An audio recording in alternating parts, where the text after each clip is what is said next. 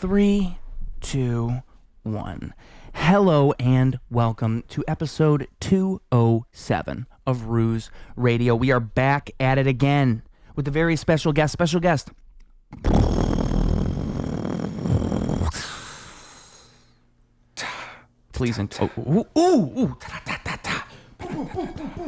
We got the pets out today. That's right. Patting the pets here on Ruse Radio with Jack Dwyer. Jack Dwyer, introduce yourself to the people, sir. Hi, people. My name is Jack Dwyer. I am a Chicago born and raised entertainer of many different mediums. I do a little bit of everything when it comes to entertainment. Clowning, event coordinating. I ride weird bicycles. I do balloon animals. I do costume characters at kids' hospitals and kids' parties. And I do a lot of film work, and my origins were in stand-up. And I just love everything comedy. And I'm also a podcaster as well.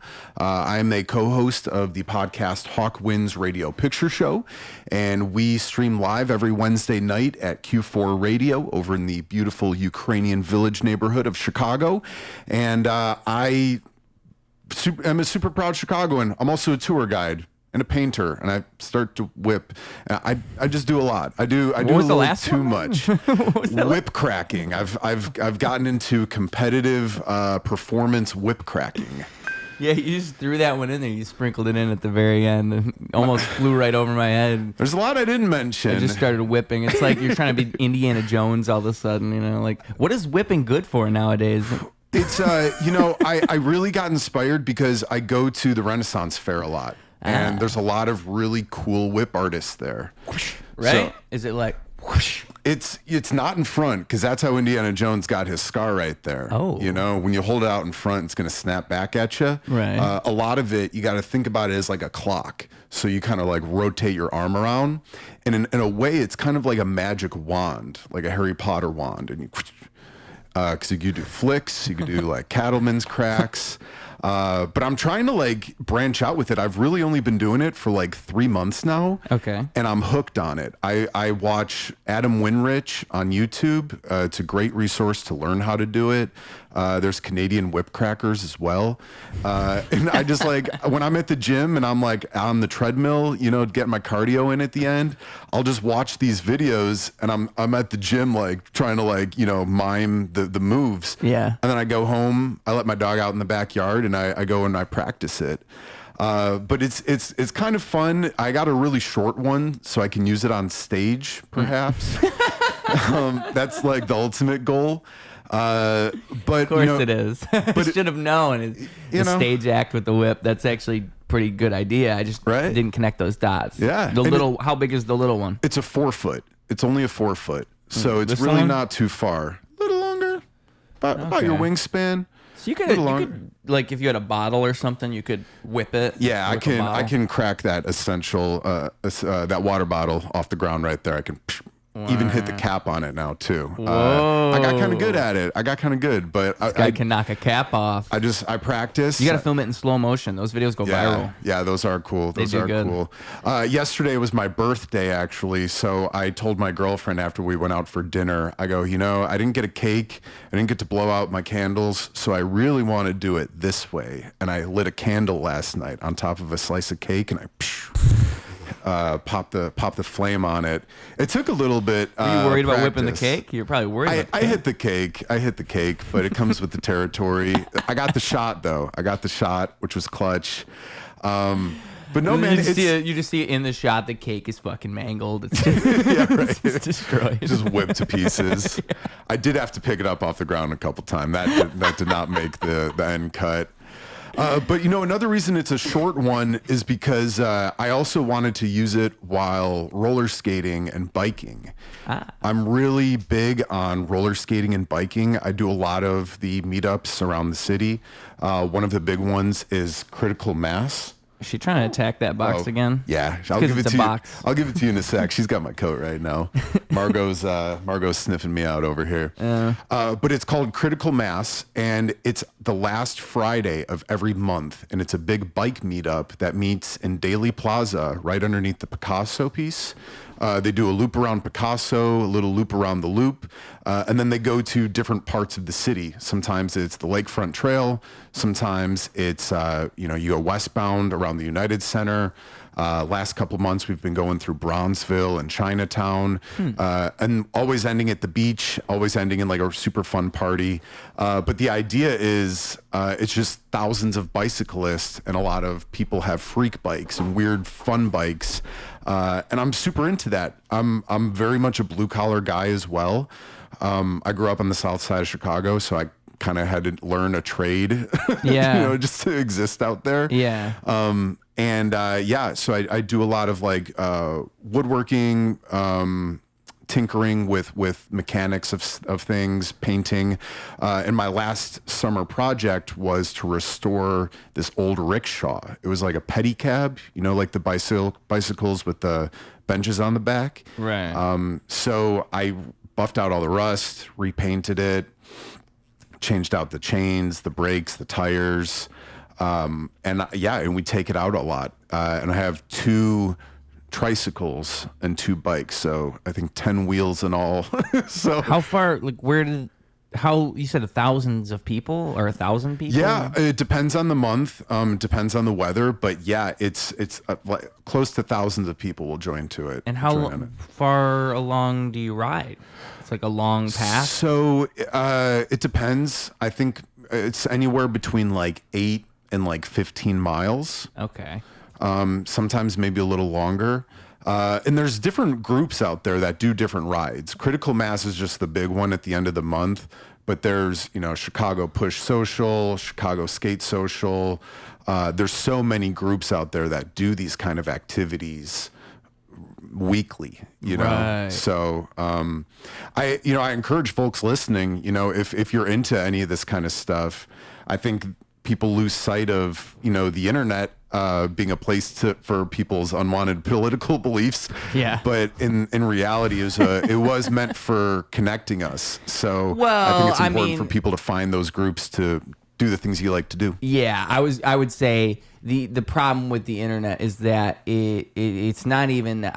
I really think that people are inclined to want to find groups and to get together, and I don't even believe that people are as asocial as like you would be led to believe. I think a lot of it is just the fact that an algorithm assumes that this is what it must do, and then it feeds you all these things that then create that person. But like, we weren't those people before algorithms turned us into those people, know? Like, it's hard to find groups because it's designed to be that way. But those things exist. You just have to seek them out. It's not like an algorithm that's going to feed it to you. You have to go find those things. But they exist. Yeah, they exist. Whatever interest you're in, even whatever it may be. There's so many ways for people to connect these days. Even like Facebook Marketplace, or just these Facebook groups for different things in theater and in comedy. One of my favorites, shout out to Chicago Green Theater Alliance. I think it's a really great organization on Facebook that will just like donate old things from theaters that they don't use anymore. So if they like have a warehouse and they're getting rid of stuff, or they're moving, or they need to downsize, they resource for artists, and I think that's something that's really important to me. As much as I love the arts, I love working for kids, I love spreading joy as much as I can, but I also want to do so like resourcefully. You know what I mean? Yeah. I see so many things being wasted all the time, especially working in corporate America throughout the years. You just see how many things just get chucked away year after year after year. And just to reuse something and give it new purpose and give it new light. So like, how would you do that then? It starts with just that. It starts with getting these creatives together and having things that you might find on the side of the road and just say, hey, look at this weird windmill. Does anyone want this? Post a photo. I even follow like like garage sale or garbage picker sites, just to see what people have. Even for like home decor stuff, dopamine decor is super important to me. Dopamine decor. Yeah. Which, by the way, I have a little present for you. Oh. I do. Speaking of dopamine decor, as Oscar's holding my hand here, it's for you too, pal. Very relaxed today, by the Yeah. way. Very relaxed. I mean, this is a version of Oscar the people don't usually see. I mean, he's about to fall asleep right there. It's all right, bud. You got a he's good life. ruined that top cushion by doing that, but it's Yeah. just so hard not to let him, He sees the cat do it, and he thinks he's like the cat. Yeah. And it's squirrel season, too, so he's probably pooped. He is. a good boy. He He's a is. good boy, He had an Oscar. exciting morning. Yeah. There was a couple out there. There was a couple, and it's funny because I've noticed he'll see one, he'll see it go up in the tree, and I think he just loses it, but he's excited because he saw it, so he'll just keep barking, and I have to point up the tree and go like, right there, it's right there. See, he's getting excited because he knows what I'm talking about. That's exactly how I talk to him. Like, look, it's right there. Look. Does he know the magic word? He knows what. No, well, I didn't even Squirrels? say the word. I just the way I'm talking right. Should I say the S word? No. Then he's okay. going to start jumping around. We'll ruin this whole state of tranquility he's in. All right. Goose. Just the fact I even just said the words I just said, like you can see the alarm in his eyes. He's like, it's right where? It's right where, right? Dad. Where is it? It's not here. He's not here. But I fancy brought some things for you. That's my resume. If I am an actor for hire, I've done a lot of cool work. Hide my phone number. Wait, hold on. My phone number's on there. Hide it. All right, that's blurred. Yeah, blur that part out. But no, man, I'm super proud of my resume. I've done a lot of cool stuff. So consider this for folks watching, maybe an interview. Maybe I am an actor for hire. I've done a lot of cool stuff, a lot of music videos, a lot of film work. A little bit of everything. But let's get back to this dopamine decor so people don't think I got my dick in a box here. I could say dick on this podcast, yeah? Dick in a box, Okay. girl. So we're talking about dopamine decor. And I have this new weird hobby where I make gnome gardens. And I go to the thrift store and I buy like aquarium decor, and I find little homes and stuff, and I make little planters. So I brought this as a gift for you. That's one of my love languages, is gift giving. You can take it from the bottom, it's safe, yeah. But that is a little submarine. So as you explore the depths of Chicago's entertainment scene, may you think of Jack Dwyer always. All right. I'm going to put it for right here, right now. I'm going to put it right. It's a good spot. I'm going to put it right here in this corner. Yeah, it's okay, it's safe. Those succulents are pretty resilient too. It's a good spot, right? Right there. Yeah. But the reason I do it though is dopamine decor is fun. Yes, you know, I think is. it's important for people to have things that make them happy You around gotta them. explain to the people what dopamine decor, the definition of that, because I've never even heard that phrase before. So what are you talking about when you say that? Dopamine decor is items and things around your living space that give you dopamine, that bring you joy, that bring you happiness. One of the really big things is plants, is soil. There are bacteria and life and creatures inside of soil that has a chemical balance on your brain when you dig your fingers through soil. So whenever you're feeling stressed and you need an antidepressant, go out, touch a tree, take your shoes off. Touch grass. Touch grass. I've seen that before, that comment before, Yeah. but that's actual real good It's advice. actual real science. It's called grounding. It's something that our ancestors have done for years and years and years and years and years. It's, you know... Does it help if I spread my butt cheeks and point my butthole towards the sun? I've heard that one too. That I've read into, and that I've also tried. I will vouch for it. It's like a cup of coffee. It's really nice. That one's so funny to me because Make sure you do it somewhere safe. I kind of get Yeah. it. When I read it, I kind of understand what they're getting at. It's like... They call it where the sun don't shine for a reason. That's not grounding, but though. What's that called? Is there a word for that? I don't even know. It's Sun like grounding. exposure. Sunlight exposure. But that gives you vitamin D, and it's important for your skin. But Where the sun don't shine. the sun don't shine. But again, be careful where you do it. You can't do it like in the middle of Grant Park or somewhere public. Trust me. You can't do it there. Trust me. Trust me, I know from experience. I'm a clown. I'm a clown. It's a public art display.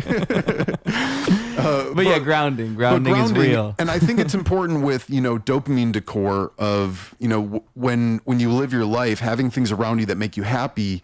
And I really like weird things. I like fantasy. I like gnomes and gargoyles and going to the Ren Fair and going on voyages and you finding these things. And it's fun. You get to kind of collect them throughout the years. But then it's super fun when you relate it to plants then too, because you get the visual aspect of, oh, this gives me dopamine looking at this weird gnome village that I've created here with the little pub. And where the gnomes go get drunk, and where the fairies go and dance on the poles, and and you can make it your own. But again, having plants around is super important too. It cleans the air, it purifies it, and it makes it a more pleasant living space. And I think it's important for everyone to try out. If you don't like the gift, I can take it back. No, I'm just thinking about it. I'm thinking about the idea of like, because so a plant is like a plant. Like a plant is like, you put it there and like you said, it's like a reciprocal relationship. I'm keeping you alive, plant. You're helping keep me alive. We have a relationship. And it brings you joy because it makes your life literally better. Whereas something like this, it's more of like, it's like a mental plant. Like it's a plant that's supposed to mentally make me feel better. And I really do like decorations, as you can see. I mean, like, it makes me think about paintings. It makes me think about, like, what like a picture on the wall would do. It's the same thing. Like that painting there, I remember exactly where I got it. I remember like why I have it. But I also just like what it is. I like looking at it, and I like that it can represent something to someone. Yeah. That painting there, my sister gave me like forever ago, and like it's the perfect thing to put right there on the podcast. It's perfect. Totally. It's like it's. I don't even think it was designed specifically for that. I think she just painted Ruse for me and gave it to me, which was cool. But that's what it's become, is that. So like, it just makes me think about, I don't think I decorate enough. Like I think I do have like a way of organizing things and a way of situating things, but I don't think I'm decorative enough. I've learned, I've noticed that in myself, that like it's hard for me to, like, my mom. Okay, so my mom gave me this right here. It says dream. Like, this is the thing, is like, I'm picky, right? And so she gave me this. She said you should put it behind your guests on the podcast. Dreams weigh more than excuses. Dreams weigh more than excuses. And there we go. You can probably see it on the camera. If you're watching on video, you can see it on camera. And if you can see it here, it is an elephant on a scale with a butterfly. And the butterfly is the one that's weighing the scale down. And so it's like, it's all right. I don't know if I want to put it on the wall behind the guest on the podcast, but it's cool. You like it? You think I should do it? Yeah, bro, call me over. I got a leveler. I got a laser level. I can go here. It's hard though when you live in like apartment Chicago, because like you can't just be like drilling holes in the wall all the time with with screws or hammers and stuff. I think it would be this wall, and that's my wall on the other side. Like you can thumbtack it. My mom, she has one. You talk about that thing where you like point it at the wall and it tells you if a laser level. Yeah, you need one of those. Yeah. I got all the tools, man. I want to be sponsored by DeWalt, but I rock yellow. I don't know. You have all the tools, every single one? Not everyone. There's some that I want. There's some I have that I don't even use. Yeah. I have a rotary tool and like a Sawzall. One catalytic converter, and it pays for itself. Nice. I'm totally kidding. I fucking hate and love that joke. I just grabbed a new catalytic converter yesterday. We can compare. Yeah? Hey, let's get those crystals. No, man, there's a lot of tools I have. There's some stuff that I want to get into, like woodworking. I'm super into woodworking. I've got like routers and all the different saws and everything. But one of them that I have is a rotary tool that you can put like a chainsaw head on it. And I've always watched those YouTube videos of guys who like carve out the stumps and stuff like that. I just think that's super fun to. Yeah, woodwork. I see. I would like to like it, but I'm just not crafty. I'm not a crafty guy. I'm good at crafting words, but when it comes to like assembling things, Like, okay, so this is what just happened to me the other day. Is there was, there's these dome lights that you have in the ceilings, right? So I've never messed with a dome light before, so I didn't want to change the light bulb because I have all these new light bulbs. So I try to get the glass off. I can't get the glass off, so I'm like, oh, I have to take the whole thing off. So I squeeze the nipple. Squeeze. You gotta twist the titty. Is that what you do? Talking about a ceiling titty? Is that what you do? The ceiling boob with the dome? You twist the nipple? I'll do it for you right now. No, it's too late. This is the point. Is it's too late. So don't tell me I had to call someone in for that, bro. I'm going to have to because listen, it's too late. I unscrewed the whole thing, and then now it's like when I say the whole thing, I mean the whole thing, like not just the glass. Yeah. The whole thing. Oh, you took the molding off, the mount off. Woof. Because I didn't look it up first. I'm thinking, I just have to take this whole thing out and then just pop it in there and pop it right back in. So once I take this whole thing down, and now it's just hanging, and so I'm like, what do I do now? Well, I need to just screw it back in, and then I'll figure out everything else. Yeah. Yeah. Well, it's fucking. Guess what? It's impossible to screw back in because I'll take a look at it for you after the podcast, bro. I could save the maintenance guy a trip. Those ceiling titties are hard though. For those who don't know what we're talking about, it's the glass bowl that covers a light, and you got a screw at the bottom, which not everyone knows is a screw. So the nipple of the ceiling titty, that's what you got to loosen up, and then it all comes out. We're talking about the same light, right? Yeah, we're talking about the same light. I remember that song, I want to know, do you got a ceiling titty too? A ceiling titty too? I love that song. I'm trying to conserve. I'm not good at withholding information. I'm thinking there's probably more about the ceiling titty I shouldn't say. I'll tell you off camera. Yeah, sure. But I think I'm going to need the maintenance man is all I will say on camera. Yeah. Okay, I think I am going to need the maintenance man. Mm-hmm. Because the point of this story was... Milk it while you got... Yeah. I'm not a handy person. I try to fix the problem myself. Like thinking, I'll just get this over with. I don't want to deal with anyone else. Sure. And then I make it worse. Right. And it's just who I am. I do the same. I'm like, why did I even fuck with this in the beginning? Like, I would never put my computer together. I'll buy all the parts. I'll never put it together. Right. You turn a 3-minute project into a 3-hour project. Dude, I will spend 20 minutes. I'll read the instructions. It'll say, push this into this slot. And then I'll try to push it in and it won't go in. And I'll be like, dude, what the fuck? Do they want me to break this thing? They want me to shove it in that hard? I'm going to break it. There's no way I'm doing this right. And I will spend 20 minutes trying to figure out if I'm actually supposed to shove it in there or if I am actually doing something wrong. Or if it's backwards. Yeah.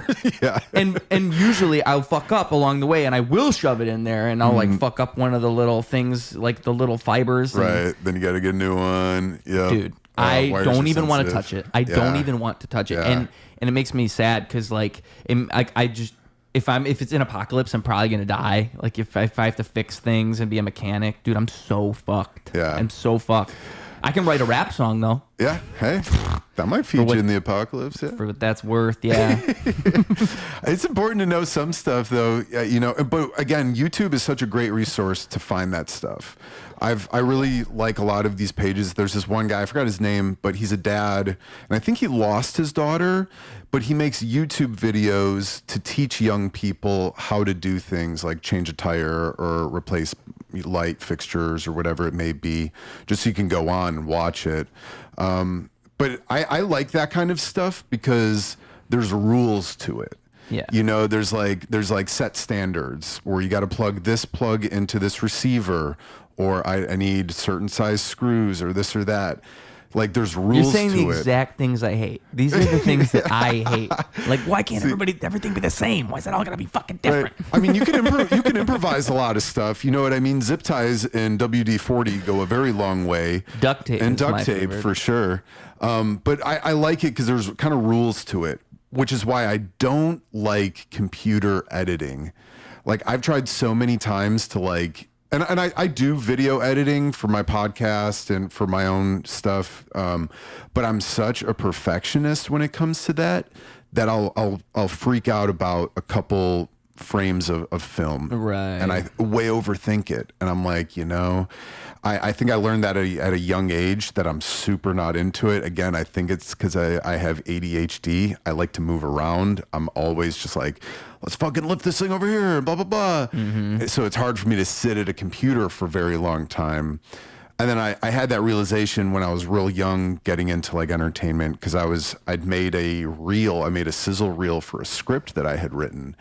And the editing took me so long, and I was like, and it turned out like shit. I watch it from time to time to humble myself of like, yeah, you've come a long What is way. a sizzle reel? So a sizzle reel is essentially it's an extended reel. It's kind of like a pilot or like a pitch video. So if you have a long script, you can make like a long reel to show somebody and say, hey, we would like funding for this. But of a script. A script's not filmed. So what do you mean? Oh, so I have like an entire, like, you don't film the entire script, but you have the entire script of a film written. Yeah. And then you take certain scenes and film from it, those. kind of, yeah, like a highlight reel. Oh, I got you. Or like an initial post just to get people to watch it. Sort of similar to even like how you could see like a director make a short film and that turns into a feature length film. It's the same structure difference. Essentially, yeah. Because like you're getting a taste of it and then you get this full piece, whereas this is kind of like you're trying to give them a taste of it and then we're going to make the full thing. Yeah, I got just it. a taste of it. But it was a fun, I still want to make it. I grew up playing hockey. And I wanted to make a sports comedy film. Okay. And I wrote There's only a couple good comedy hockey movies. Ooh, just I can hockey, name, right? I mean, just to name a few, there's Slapshot, Slapshot 2, Slapshot 3, Young Blood, Mighty Ducks 1, 2, and 3. All right, I stand corrected. Miracle's pretty funny. The animated Mighty Ducks, that was pretty good. Those are all hockey movies? All hockey, yeah. Oh, I've never seen Mighty Ducks. I'm a huge hockey buff. I love it. I grew up playing it. I played left wing growing up. And it's something I continue on till today. But going back to the reel, though, I wrote a sports comedy called Ice Holes. And Ice Holes essentially follows a semi-professional hockey team do this like road excursion to promote like outdoor hockey. Okay. So it was kind of like before, and I wrote this kind of as like, the Winter Classics and all these like in the Stadium Series games in the NHL before those really started taking off. I had wrote it about promoting outdoor hockey and it follows like two rival teams. But it's fun. It's like a race out west. So they eventually like wind up in Las Vegas. They go and play a game in Las Vegas. And this is before the Golden Knights came around too, that I had written this. But yeah, it's a fun film, and the reel that we made was really fun because I filmed it with a bunch of my friends in the Second City Comedy Studies program. Okay. Shout out fall of 2013, fall of 13. How spooky, right? And I filmed it with a bunch of my friends from there. Filmed it with a bunch of my local comic friends. And we actually used my high school hockey locker room to film some of the scenes in. How much did you film? Like how many minutes? I think it was like a 12-minute thing. It's not my proudest work, but it was me getting into editing and stuff. It's not my proudest work, but it exists. But it exists. But I've always been that way, man. I've always been that kid who saved up his money to buy a high 8 camcorder, and I would always be making film projects with my friends. Yeah. I was super into it ever since I was a kid. So it's funny, I joke with my dad now. Hi, Margot. I'm like, I am what you made me. I am Anakin Skywalker. When you got a dad who's so cool and so supportive of your dreams and your hobbies, and we'd be watching movies as kids, like Blues Brothers, Animal House, Hollywood Nights, a bunch of movies I probably shouldn't be watching as a kid, but my dad was like, yeah, like we can watch it. I'll just pause, make you leave it, like certain scenes. But no, man, I've always been that kid. I saved up enough John money. Belushi has a ladder. All right, you guys gotta go. Belushi's my idol. I got a photo of Belushi in my living room. I love Belushi. But yeah, my dad raised me on all that. So after my mom had passed, I really wanted to get into comedy. I wanted to be John Belushi or Dan Aykroyd, Mike Myers, all these dudes I've been looking up to. So Second City was always the ultimate goal for me. When I was a kid, I guess I wanted to be a cop. And then I kind of realized, well, there's other late night shows, I would sneak into my parents' bedroom late at night, sneak into the foot of their bed, and I would watch Jay Leno. Like every night of the week, I would sneak in and do that because that was their show they'd watch before they go to bed, and they set the timer. But yeah, just being a young kid, sneaking in and doing that, watching Carrot Top at a young age, it influences a kid. It makes you think, okay, I can do other jobs where I can stay up late and I can drive cool cars like Jay Leno. And, that I think when that was maybe one of my influences in comedy, getting into that. But my biggest though, I'll make it a short story, is my family was featured on the Oprah show when I was a kid. So I was this was like just before 9/11. I was like 8, 9 or 10, somewhere in that range. And my mom had called to get tickets to get on the show, and they were like, "Oh, you're a local family. Do you just want to be a part of the show?" And my mom said, yeah. They picked us up in a limo. They took us to Harpo Studios. We were part of the show. And it's funny, you have the mushroom poster back there. They sent a doctor to our house who's a nutritionist because the show is on healthy eating, which is another thing I'm still very passionate about. But the doctor is Dr. Andrew Weil, who later went on to be on the Fantastic Fungi documentary. And he's a big advocate for mushrooms, the beneficial nutritional value of mushrooms, the psychedelic benefits of mushrooms. And it was really cool because he came to our home, my childhood home, did the thing. There were cameras in my living room when I was a kid. And I thought it was the coolest thing. They had all the lights and the cameras. And then we went to Oprah's studios. They picked us up in a limo. And that was really my first exposure to lights, camera, action. And I was a young kid. I was looking around. I'm like, I knew Oprah was the queen of Chicago as a kid.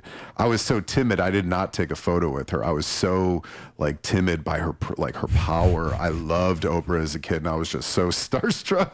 I did not take a personal photo with her. Reminds me of Drake and Josh. How Josh was obsessed with Oprah. Yeah, I am too, man. I love Oprah. My dog's name is Harpo after Oprah. There we go. Also, Harpo Marx, the Marx brother. But yeah, no, I've been hooked on Oprah and lights, camera, action ever since. So yeah, I think that really, fumed into me getting into entertainment. Again, at a young age, I still probably thought I was just going to turn out to be a cop or somewhere in the South Side cycle of cop, fireman, or cop, criminal, construction, fireman, one of those, pick 2 of the 4. Yeah. But I saw that as an avenue, and I really got excited about it. And I've been doing it ever since. I've been doing it, I guess, film since I was a kid, and in that aspect of making my own content. But yeah, man, I'm super proud of the work I've been doing. I brought you my resume. I've been at it for a bit. So well, how does that turn into everything else? Doing film and all that. How does that become all this other stuff you do? It's again, I think it's just my brain of getting into different avenues. And I would suggest to anyone out there, no matter what your interests are, try different avenues. The word entertainer is such a broad spectrum. It could be a tree. You could be an entertainer. You could be a professional whip entertainer. You could be a stand-up comedian. You could be a filmmaker. You could be a model.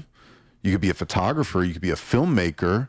There's so many avenues that you can explore.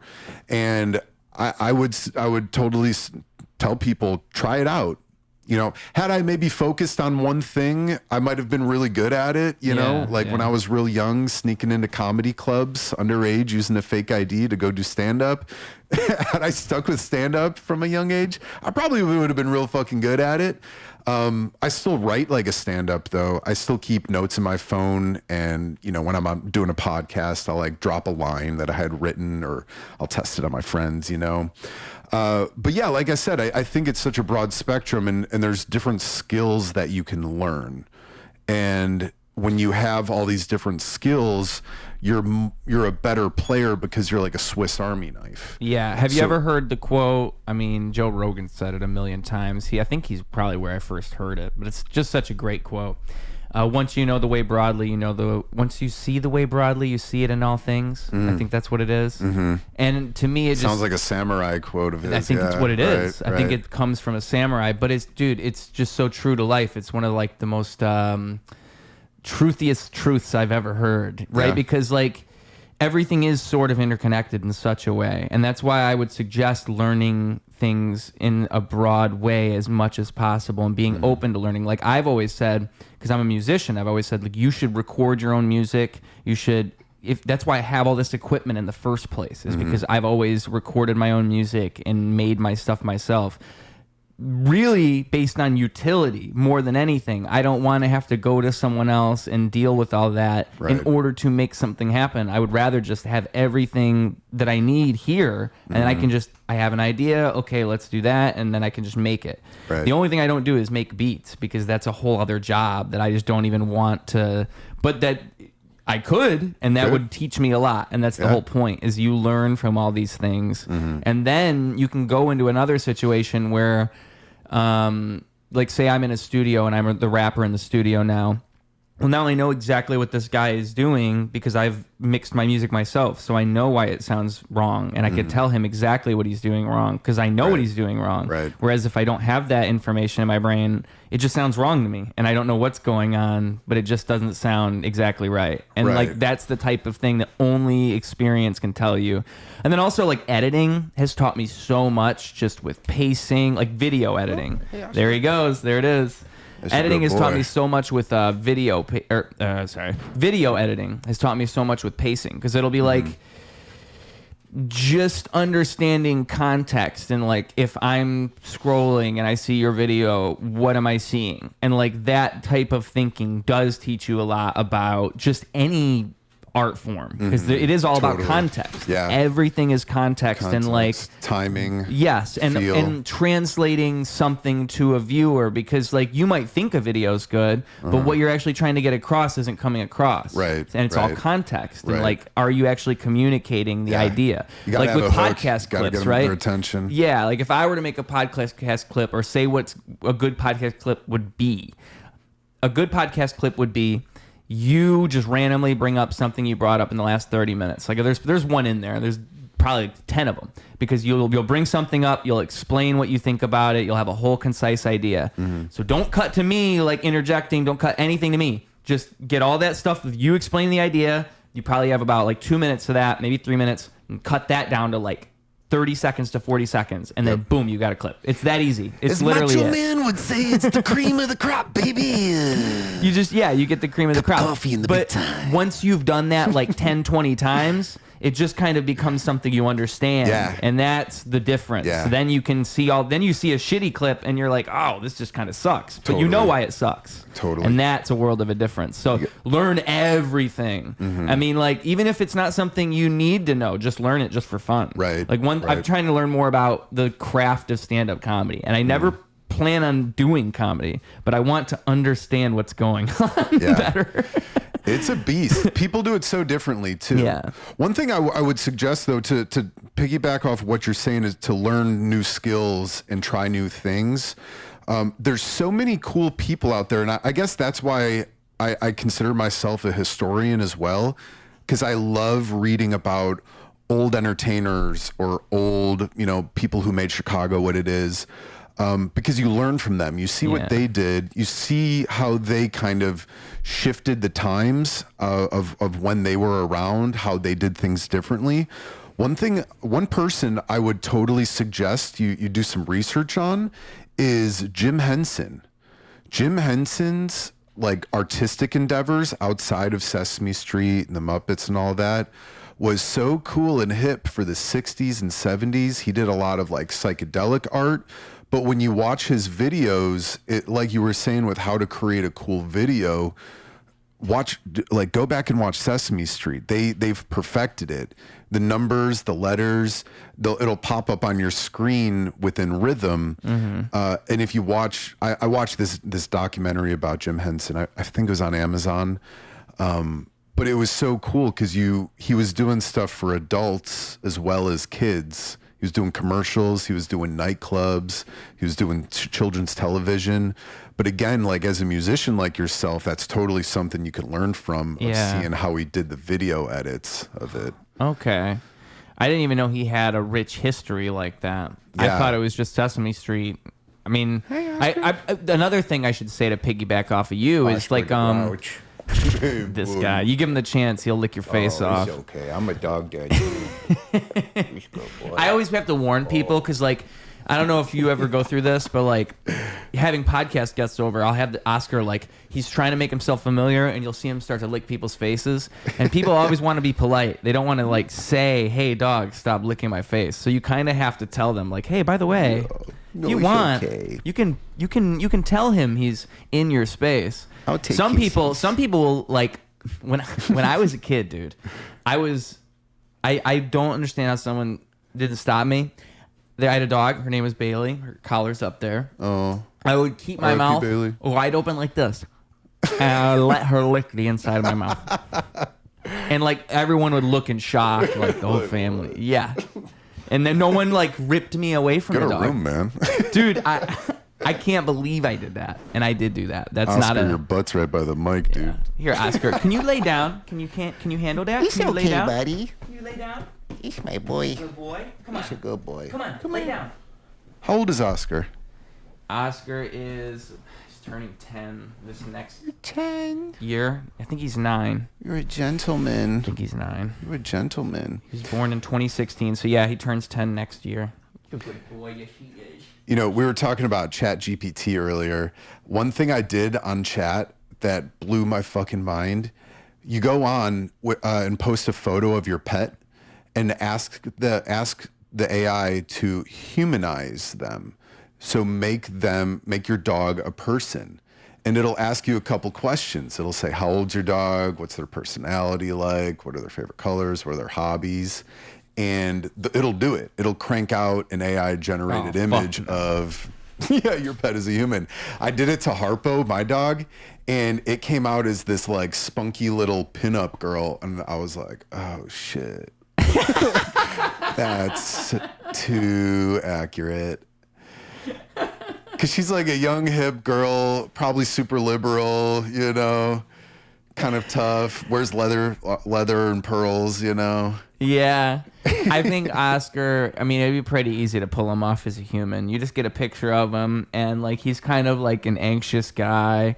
He loves like, I don't know how you translate the squirrel thing to humans. Maybe he likes hunting. He likes hunting. He's a hunter. So he's an anxious guy. He's a hunter. It's obviously you got to keep the eyes. The eyes are a very distinctive trait. I think it could pull him off pretty easy, but I don't like it because it's like, it'd just be so weird to see my dog as a human. I don't want to see that. It's so weird. It's so weird. And I think that's an issue that a lot of like super responsible pet people have is they're like, don't humanize your pets. You know, they don't need to wear clothes. They don't need to, I mean, granted, some need coats, you know, and I think booties, them wearing clothes is okay. I think that, I don't know if I agree with that because I think people dehumanize their pets too much. I would say there's too much of the opposite, and that's actually what's bad. Right. Like when people think of them as like this just an animal, and like it is kind of like a human in a lot of ways. Right. That's what makes them so special is that they are a lot like us. Like if you can't look in their eyes and not see a soul. Right, like, exactly. You should get checked, bro. I have a thought exercise that I try to remind myself of where it's like, I just thought about it one day. I'm like, damn, dude, like imagine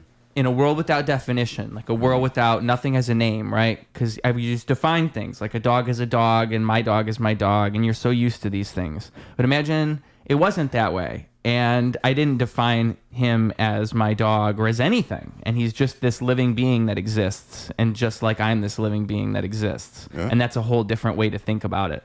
And I try to remind myself of that. Like, it's not so simple as like, he's just my dog and she's just my cat and they just exist. It's like, dude, they're fucking like, they're basically like souls that exist in the world that I just happen to be responsible for. Right. And they have entire ass personalities. That's the other thing about animals. It's so crazy. It's like they really do, from the day they're born. Like, Oscar has not changed all that much. He's got a whole personality. He's got a way about him that is kind of always been the same. Yeah.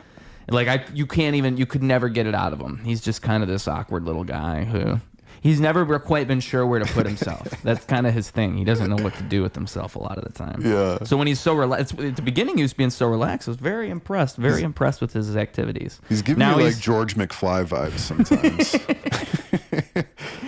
Maybe that's how he'd come out in ChatGPT. Maybe you. Yeah, right. Like, hey, I recognize him. Holy shit. It's that Glover guy, huh? Guy. But yeah, Margot, I don't know about her. I don't know how she would come out. She's kind of her face reminds me of the Meow Mix cat. She looks kind of generic in the face, and it bothers me when I see other cats that look like her. Yeah. I'm like, oh no, that's my cat. Right. Can I pick her up? You can, but she looks pretty comfy on your jacket down there. Looks like she finally figured it out. I'll let you chill, dog. You're good, girl. Yeah, she like, if you picked her up, she'd probably be like, damn, what the fuck? I just got this down. How did you come up with the names Oscar and Margot? Good question. I think naming an animal is particularly difficult. Naming anything is difficult. Oscar, I don't know how long it took me. I want to say it took me like a day. I think I got it pretty quick. I can't quite say how I did it. He just looked like an Oscar. I think it's my naming process is I just stare at the animal and I think, as long as I can until it just hits me. It has to hit me where it's like, this is the correct name. Right. See, we're talking about him too much. And then Margot just, again, I don't know. She's just Margot to me. That's what she is. Margot's an elegant name.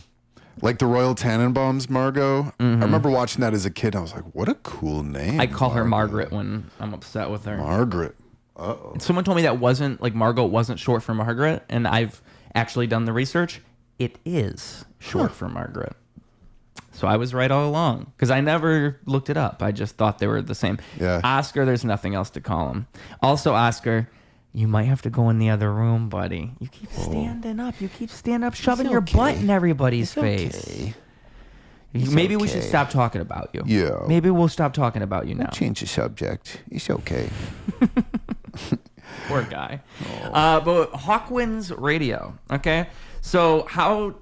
It's in an actual radio station where you guys film it. So how did that happen? Yeah, so Q4 Radio is a fully functioning AM station. It's funny because we use their... So Q4 itself is quite the beast. They have an entire studio, again, over in the Ukrainian Village neighborhood. They used to own a lot of the other parts of the building, but, post-COVID, things kind of sucks for a lot of, business. So they've expanded in a way where one of the heads of Q4, John, he now has like a short bus that he's converting into like a recording studio, a travel vehicle to go and record live things. So they really specialize in, one, the radio, two, they have like the podcast room with the stage on it. And then they'll live stream from there, but then they'll also live stream other events throughout the city. So sometimes if there's like a pop-up show or whatever it may be that they need to live stream, they'll jump into it. Oh, they're kissing each other. Look at that. You guys are so sweet. Oh. You two should breed and make cat dog. Cat dog, cat dog. And then, so I've been with Q4 since 2020. Funny enough, going back to what we were talking about, finding your community on Facebook, I had responded to a Facebook post by my good friend and co-host of Hawkwinds, Mr. Jay Smooth. Shout out, Jay Smooth. What up, brother? And Jay had reached out to me. He said, hey, I'm looking for a stand-up comedian and a host to come on this show and introduce bands and talk to the bands, ask them questions, and kind of like host this music show. So it was a music show at first. So it was a music show at first. Originally, it was like a live streamed music thing. It went as Sad Boy Productions with Jay Smooth when I first started with him there. And it was really cool. We introduced some bands. I hopped up in between some of their songs and interviewed them, asked them different questions. And again, this was October of 2020. So things were still kind of shut down. People were still wearing masks. We didn't have a live studio audience, so the live streaming element really sparked up to me of like, this is kind of important, because even after this is well said and done, people are still going to want to just hang out inside at home and watch something live. So that kind of clicked something in my brain of where to navigate next when it comes to the tree of entertainment. But yeah, I responded to Jay's post, and he warned me, it's not a live studio audience, but I want you to come up, say some jokes. And I said, great, nobody ever laughs at my jokes, so I'll fit in just fine. And he goes, I got the guy. So we did a couple episodes like that.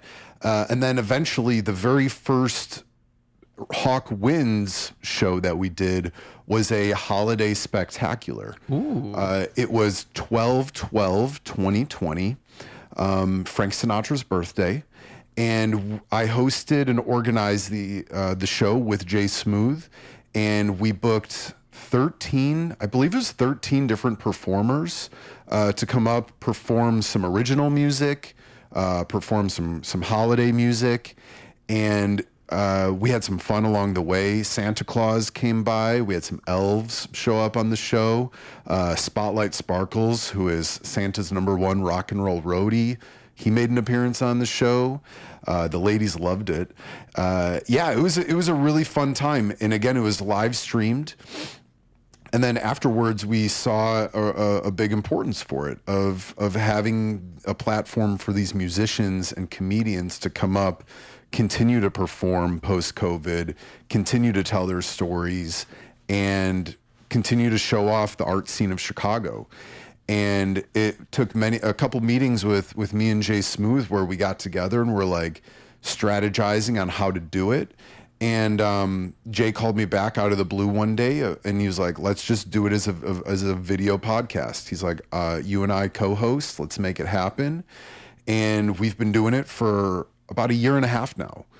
And it's been incredible. We've had hundreds of artists come up of all different kinds of mediums. We've had musicians, filmmakers, puppeteers, paranormal artists, scary artists, all sorts of different kinds of artists. And it's been so fun, and it's been so educational for myself and Jay as well. Because it's so cool to just kind of dissect the art scene of Chicago, especially post-COVID. Before there was so many shows, you couldn't throw a rock without hitting one, and they're back now. In this time of recording of 2025. But we've found a pretty cool niche of how to get in, how to find stories, how to promote the local scene of Chicago, and it's been so informative. Yeah, like we've done it for about 1.5 years now, almost to the point where I'm feeling so inspired where I'm like, shit, I need to get back to doing what I do best again. Yeah. You know what I mean? Yeah. I come here every Wednesday and promote these artists and find out a lot about them. And it's so inspiring. It's hard to not leave the studio and not feel like, fuck, I want to go build that thing now, or I want to go write that thing now. Right. So it's been inspiring and educational for myself, and I absolutely love it. And right now, with the future of Hawk Wins, we're looking to get into more of the live studio audience scene. So we did a show at Reggie's Rock House a couple months back, and it was awesome. We had a bunch of bands that we had interviewed on the show. They all came up and performed original music, and it was super fun. Got to sell some merch. I think our next move is to do a comedy show with a bunch of the entertainers and the comics that we've interviewed on the show as well. So So to kind of not just do a live podcast, but to do like a live event thing under the umbrella of Hawkwinds, you're saying? Exactly, yeah. Under the umbrella of it. But again, having that network of all these connections that we've made to go and do a live show where, all the comics get 10 minutes stage time, all paid opportunities for the comics. That's something that's really important to me. I still do free work personally, if I believe in the project, So do comedians with 100,000 followers. Yeah, You'd be amazed. yeah, like you talk yeah. to comedians and it's so funny. Like I don't think success is as linear as people think it is, right? Like you think Still it's got just bills to pay, but well, I'm saying like you'll think somebody has this publicity, they have all this attention on social media, they must be successful, and then you realize like no, they get paid $3 to perform in a corner. Right. Like it's just how it works in this world. Right. It's comedy in particular is so odd, like the payment range. So if you just tell a comedian they're getting paid and their performance will be filmed, they're like, oh my god, thank you.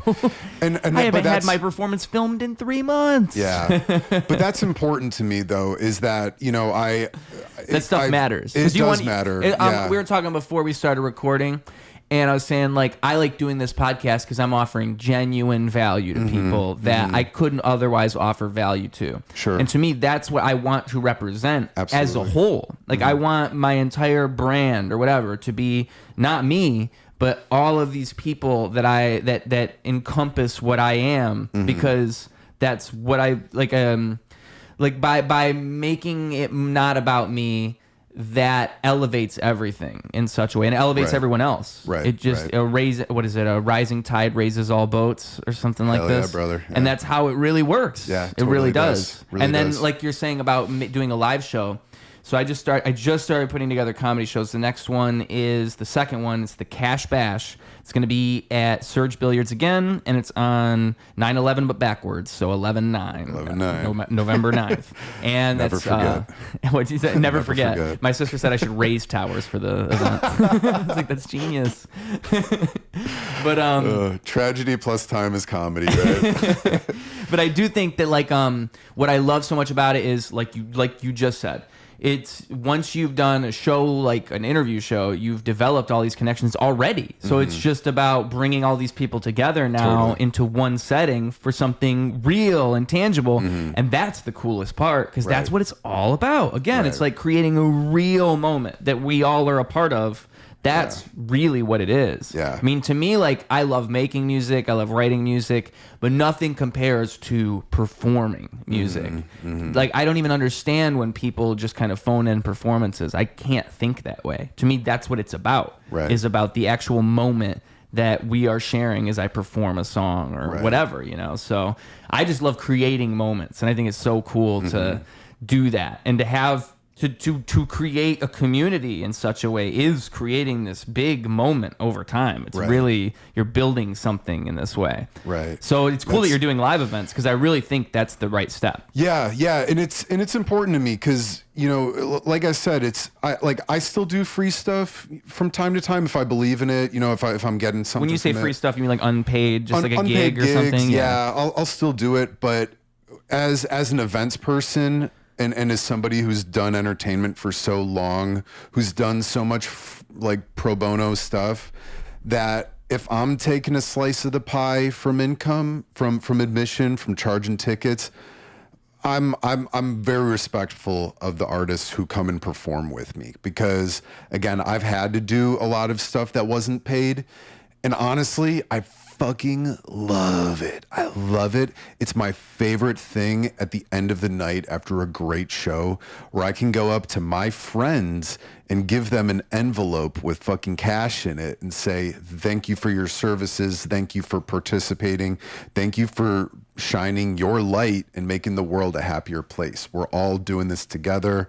And like you said, with the community and collaboration is such a huge word in my vocabulary. I love collaborating with different people, because different people bring different things to the table. Right. And again, totally respecting them and giving them a paid opportunity to do it is so important to me. And, it's really important. It's really important. And I think the one thing I want to say too is, growing up, one of my big forbidden apples was the Adam Sandler CD. My cousin had it, and we used to sneak it and listen to it at family parties when the parents weren't around. And I just idolize Adam Sandler, who I'm about to see at the United Center in a couple days. Yeah, I'm super excited. First time ever. Literally waited 2 decades to watch this man live. But again, growing up watching and idolizing and learning from people, I loved what he was doing with Happy Madison. He was hiring all of his friends all the time. He was doing live comedy tours, hiring his friends, being around people that bring him joy. Meanwhile, all of them are making money together. Now he's got these Netflix deals, still in the game, baby, still doing it with all of his boys, still giving all of his friends this platform and this opportunity.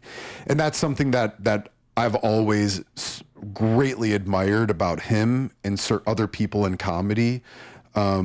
Even Buffalo Bill Cody, doing shows that give people the opportunity to go out and perform and do their thing. And that kind of started pretty young in my comedy career, because I was, again, going to comedy clubs originally when I was underage, using a fake ID. My dad knew about it. He just let me do it. But I would go to these comedy clubs for years, and every open mic doing it. And again, I'm not going to name any of the clubs out of respect, but none of them were giving us our locals and regulars of the open mics. They weren't giving us any paid opportunities to go up and perform. And it's a weird thing about me that, like, kind of is the fire under my ass, but it's also kind of what gets me in trouble sometimes. Is sometimes I have this fuck you attitude, where if there's not an opportunity there and you've asked for it and you've really genuinely worked for it, and they don't give you an opportunity, I have this fuck you attitude where I'm like, fine, fuck you. I'm going to go build a door. I'm going to go gather a stage. I'm going to go get fucking lighting and hire a camera guy and hire my friends and give these fucking guys an opportunity to do their fucking art.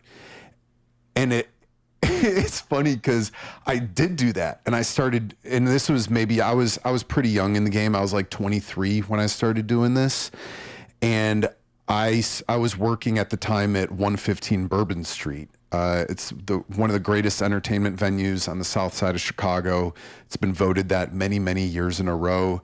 I was originally working security there as an entertainer on the side. And I had to go up and do a 5-minute stand-up comedy set for the employee party. Boy band Kenny of the Bachelor in Paradise fame, he's the entertainment manager out there. I give that dude so much love and credit.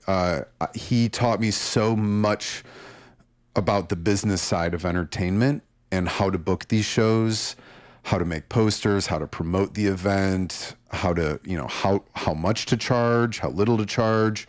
And he taught me so much about it, because after doing that stand-up set for the employee party, he gave me the green flag to start doing these comedy shows. So I started doing these comedy shows with personal friends that I've taken classes with in the past, and local comics who I met at the open mics in the neighborhood. And it was funny because I got a job later as a, just like working on the weekends, doing the sound booth of one of these comedy clubs that didn't give me the opportunity to go and perform on the stage. And I remember talking to the owner about it, and like I worked there for a little bit, and I just casually mentioned, oh yeah, I'm starting my own comedy shows at 115 Bourbon Street. And he goes, that's you? I'm like, yeah, man. I mean, you guys weren't giving us the entertainment, the opportunity here. So I built my own door, man. I'm still here, ready to learn. I'd love to get hired by you anytime, but yeah, dude, me and my friends got to make money, man. So I went and did a thing. And we did it for a long time at 115 Bourbon Street. We did it at a handful of locations around the south side of Chicago when I lived out there. And we just called it live comedy night. And it was a super fun show. We had musicians, we had comedians, we did improv games throughout it. And it was a really fun time. But again, I learned so much from it. How to get people excited about the show, how to merchandise, how to have, merch that you can sell or give away, how to get the audience involved safely. That's a big thing I love doing, is rewarding the people for coming out. I always say you could have stayed at home and popped popcorn with your pops and popped in a movie, but you guys decided to come out and see a live comedy show, and that's really fucking cool. So I would reward the audience for coming out. How? So we would play games. A lot of times I would invite people up on stage for opportunities to win jerseys. At that time, my comedy group was called Fuzzkill Comedy. So I had a bunch of hockey jerseys made up. It was a lot of hockey theme. A lot of my hockey buddies were performers as well out there on the shows. But yeah, we had jerseys that said Fuzzkill. And I'd bring people up on stage and ask them trivia questions, do a kind of a game show. People would chug beers. We would have shoot the puck challenges. And I learned from a young age that it's the odd stuff, it's the weird stuff that keeps people coming back. Excuse me. Because you can go to a comedy show and it be a phenomenal show and have top tier comedians. But if there's not that little moment in there where they kind of touched your heart, or there was that weird moment that you're going to be thinking about later on down the line, people might forget it. And I think that's important for a lot of reasons, especially as somebody who does events.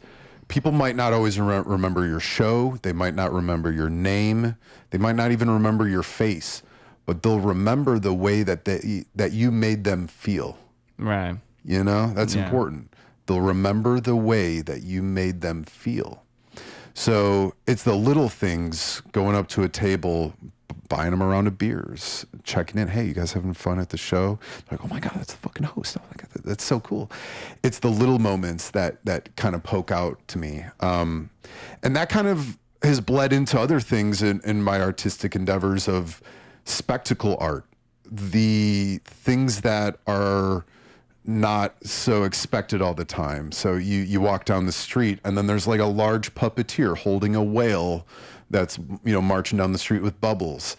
I like that kind of stuff, and that's kind of this new venue I've been going down.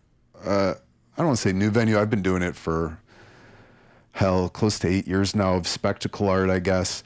But I like the unexpected, and I think that's the fun part about entertainment and comedy for me especially, is I like to do a lot of community engagement stuff. I like to do a lot of children's entertainment. And I like to give people those memories of that unexpected thing, no matter what it is. And the way I see it, it's a way to spread love and spread joy to the world. I don't have to go up and write the funniest joke about my dick, because I can go and be Moby Dick with a whale puppet and walk up and down State Street on Sundays on State, or go to the holiday walk on Wilson in Uptown. I absolutely love it. And what's so fun about that, or any of the other costumed work that I do, is that my improv skills that I learned at the Second City, it's 150% improvisation. It's yes and, it's being in the moment, it's knowing your character, knowing where you can play within this character, and just making it a really fun time for you. If you're really enjoying it, everyone else is really going to enjoy it too. Yeah. I mean, I think with stuff like that, when I was, how old was I? I want to say I must have been 12 or 13.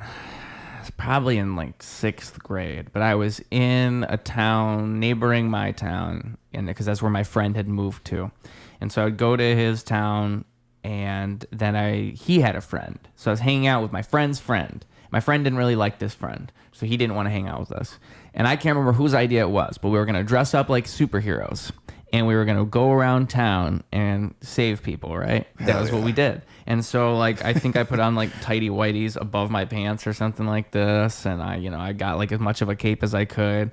And I just remember, like, running around town with this other kid, and we didn't end up doing much. And then I do remember, like, an older guy sees us, and he's like, "Oh, that's so sweet. Oh, that's so cute." Like, he was just talking to us about, like, how great it was that we were dressed up like superheroes stopping crime. And like, in my kid mind, you take the character serious, because what's the point in doing that if you're not going to take it seriously? Like, Yeah.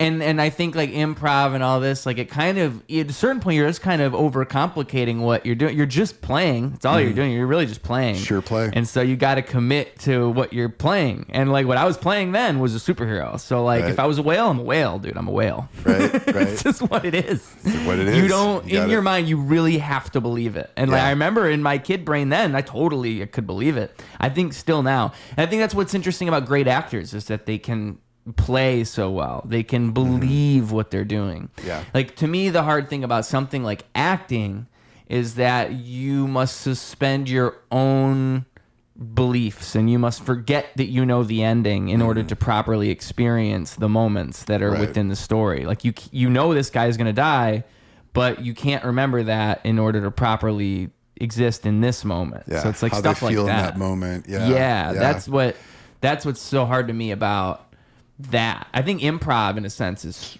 just, in my mind, it's so much easier than acting. Acting is recreating something, whereas improv, you're just you're rolling. you Right, know? right. It depends. I know a lot of actors who find acting easier than improv, and a lot of improvisers who find improv easier than acting. Yeah, it's whichever one you're more, Vice versa, your right. intuition leans towards, Right, probably, right? Because but again, it's one of those skills that you bring to the table, though. If you're in the moment and you improvise a line, it could be better than what was written before. Well, you know, a great You're example feeling is it. Sacha Baron Cohen in totally. like Bo Rat and all of that. I mean, that Right. movie is entirely improv, Right. And it's all just him bringing himself to those moments. And I watched that movie again recently, and then I was watching. He did so many like radio interviews around the time, so it's basically just the same thing. Like, it's just being Bo Rat for 30 minutes on a radio interview. Right. It's impressive. I don't know. Yeah. I mean, like, just the fact he can pull it off is impressive. Right. There's a great, with Sacha Baron Cohen, I can't remember if he was being himself or someone else, but there's like him confronting like two KKK members on like some talk show. Yeah. And he just makes them look so stupid just by asking like regular questions. Right, right. Like,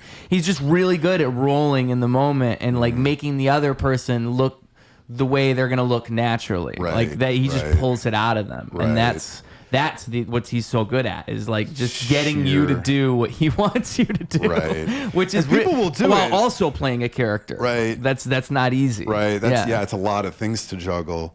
But yeah, people like that though. People like the unexpected, And they want being because they led remember to it. a way. They You know what I mean? Being what? Like led in a way. You know, where like if you see this character like Borat, you're like, okay, I guess I'll lean in and be a part of his world for a little You're bit. right. What's going on? Well, I And you're like to think that everything in life, I mean, there's multiple ways you could put it, right? For one, I think everything's hypnosis in a way. Like, we're all being hypnotized to an extent. It just depends on how you define hypnosis. Right. But everything is kind of a form of hypnosis.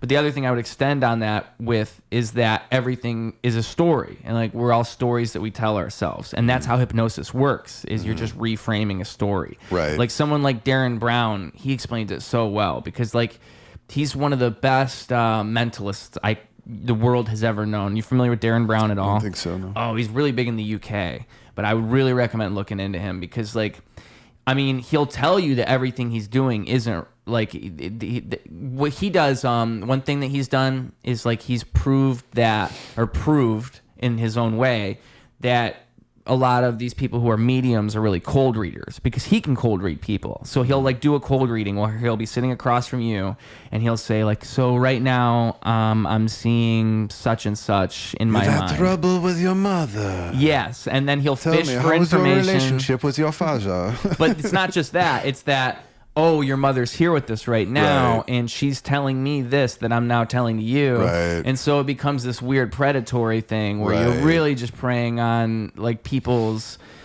depression and loss and all of that. And so, but and because of the presentation being so disingenuous, that's why he even did anything about it. And he'll do the exact thing while telling you he's doing it, and people will still fall for it and think that you're communicating with, because they want to believe it that badly. Right. And so it's like, but someone like him is just so interesting because he'll explain it to you. He'll say, like, if I present to you the story like, if I reframe the story, you're going to believe it just because of the way I presented it. You're going to believe it. And he proves it all the time with everything he does. Like Right. He's like, he did something where he predicted the lottery. He's done all kinds of like mentalist tricks that just don't even really make sense.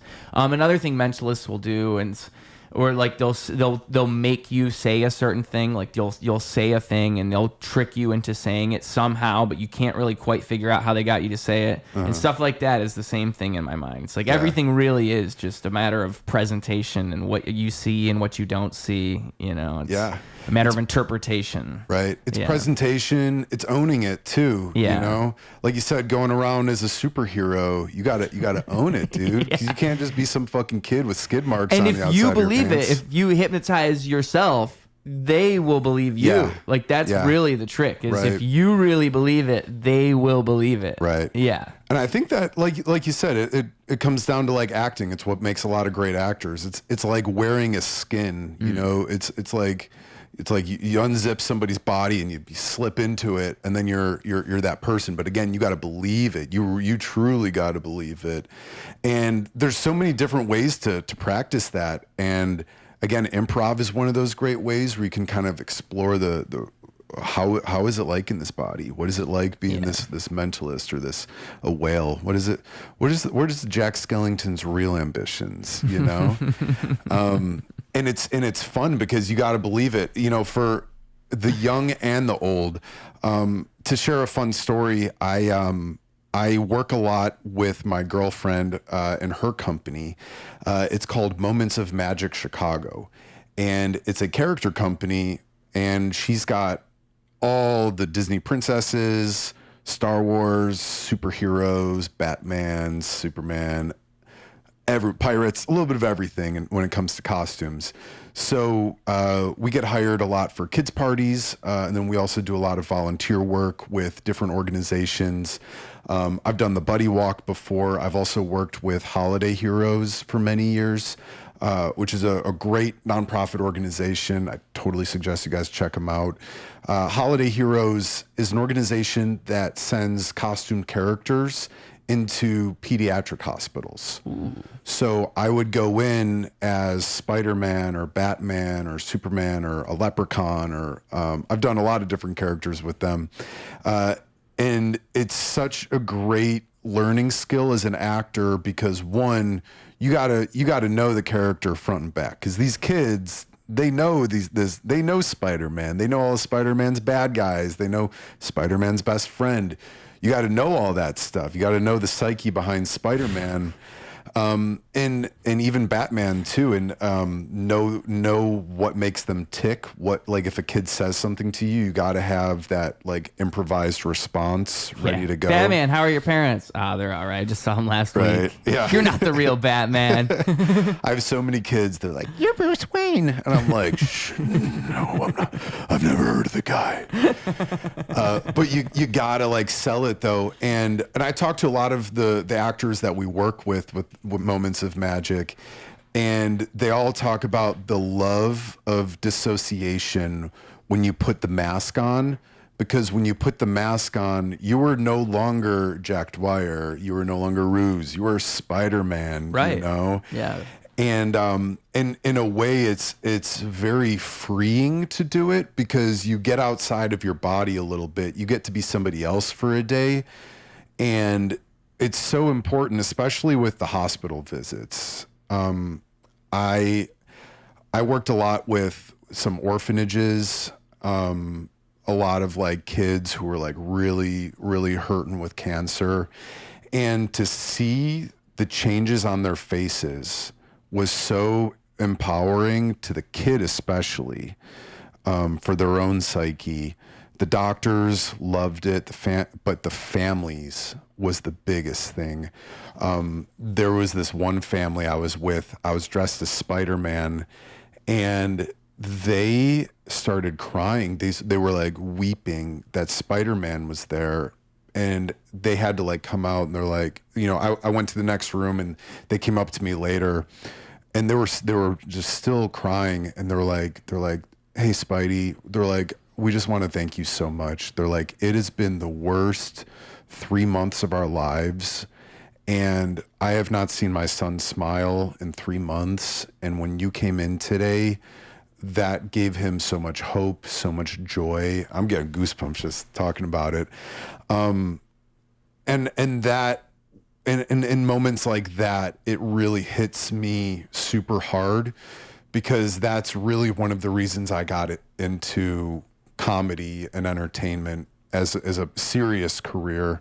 When my mom was sick, when I was in high school, she had a heart attack, and she was in a minimally conscious state for like 2 or 3 years. Damn. And I spent a lot of my developmental years that should have been super fun, my high school, early college years, practically living at a hospital. And it was comedy that was the only thing that really brought me out of it. So when I got these gigs with Holiday Heroes, it was so awesome for me as an actor, because it really came full circle, where I was giving back to these people that was in the situation that I was in when I was in high school. And then I saw that Vince Vaughn movie, and I was like, that's it. That's what I need to be doing with my life, making other people happy, especially in hard times like this. And it's been the costume thing is so much fun, and it's so empowering again to the kids, especially. They really need it. But it's also super fun for the parents. Like, if I get a paid gig for like a kid's birthday party, I'll stay in character the entire time. They give me the payment or a tip at the end, and I'm still Batman, Oh, great. I'll stop and get myself some drive-thru on the way home. And like, they love it. But again, it's just adapting into the character and just fucking owning it is the fun part. And again, like and going into other things, because like I said, I do free work a lot, especially these roller and bike meetups. One of my big claims to fame now is Roller Elvis. I have a lot of the people around the city in the bike and skating community that don't know me as Jack. They just know me as Roller Elvis. Okay. Because I go to these critical mass events dressed up as Elvis, and I'll sing and I'll dance, and I'll have like my tour guide microphone with me, and I'll play Elvis music. And I have like a light up cape and everything. And but it's those kind of moments that I love too. It's the unknown. You're stuck in traffic because there's thousands of bicyclists going up and down State Street, and then you see Roller Elvis, and you're like, I guess this isn't that bad. I can wait in traffic a little longer for these bikes. But it's the sheer power of spreading smiles and laughter and joy to people is that what keeps me ticking. That's why I'm a clown. That's why I do things the way I do it.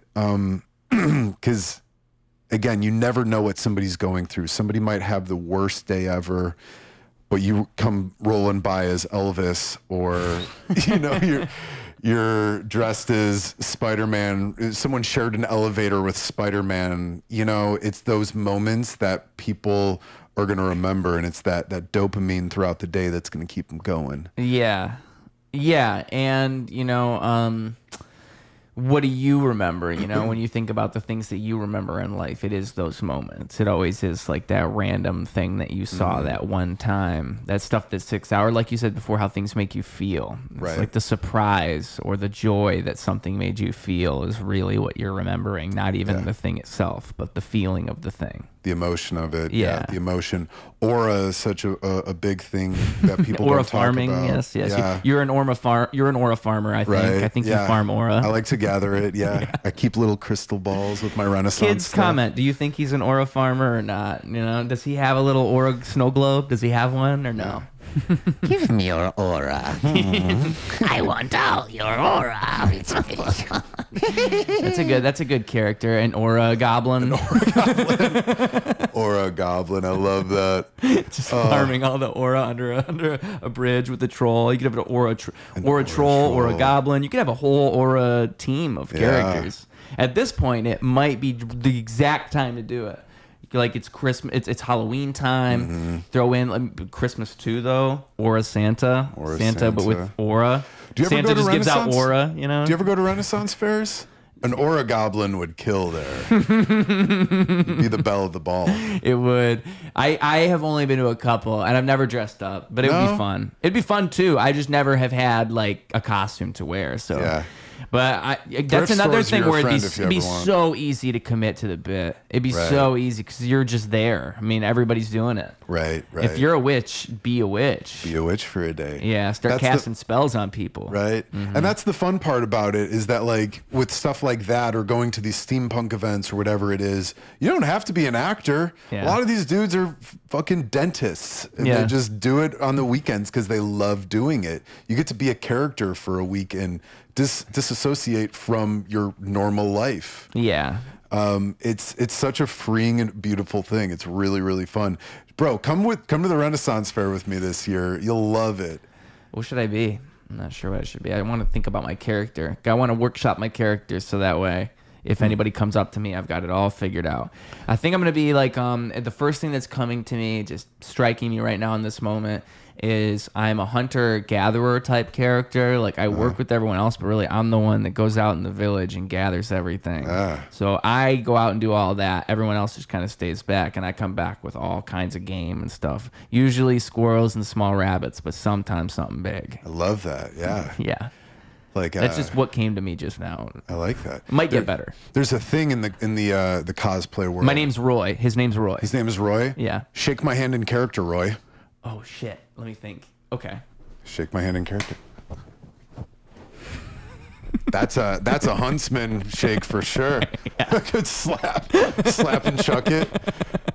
That's how you were just handling a dead duck right before you touched me. Thanks, man. Because I think I nailed that. Yeah, that was it. That's Roy. That's how Roy shakes. And you got a hunting dog too. With Yeah, you. that's not very effective. Of course, Roy has a non-effective hunting dog. Yeah, right. Just squirrels. Yeah, Squirrels. squirrels, rabbits. Yeah. Every now and then, maybe even a bird. Yeah. Oh man, Ren Fairs are fun though, and that's a cool part about it is just gathering the costume, gathering the character, because you could build a character around it. Yeah. One of my friends, Ana Lucia, she dressed as a fairy medic. Or a costume fairy medic. So if people's costumes broke, she had a thimble and sewing needle and, duct tape, WD-40, whatever she might need to fix people's costumes. But yeah, it's fun to be a random person for a day. But thrift stores are super fun to get that stuff. Yep. And you live by a really good resale shop. I do? Have you ever heard of Lost Eras? No. Ooh, Lost Eras. Good. It's right around the corner from you. Yeah, that's where I get a lot of my costume pieces. If I'm ever like forming a character, if I get hired for a random gig for a costume I don't have, I go there a lot. They have a lot of Renaissance stuff, a lot of Halloween stuff. Ooh. Antiques are in the basement. It'd be good for even just videos in general, just filming things. Yeah. I mean, like music creating video moments, I've thought about like, wouldn't it probably be a good idea for me to just throw on stupid outfits for the podcast every now and then? Like I just happen to be wearing a helmet for no reason, Yeah. I mean, that would probably we could just be having a normal conversation, but also we're both wearing helmets. It's clickbait. Exactly. Why are these guys wearing helmets? Exactly. And that is like you're saying, like creating something people will remember. It's the same thing. Like for some reason, the fact we're wearing helmets makes it stick out so much more. Like this is a normal scenario, but something about it is weird. I don't know.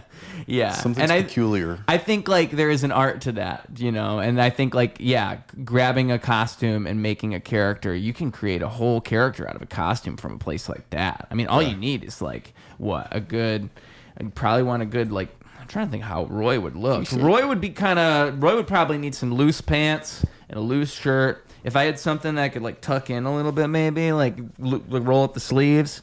Roy's a handy guy. He needs to be mobile. Are you a clean-cut huntsman, or are you kind of rugged? He's rugged. So you got to grow out the beard a little bit. Yeah, as much as I can. Yeah. This is already like I should have shaved before this. So if I just kept this going for like 2 months, problem is this is as much as I just get fuzz all over. Same, brother. Yeah. I always keep mine shaved pretty clean. We're getting better. Like I'm getting somewhere.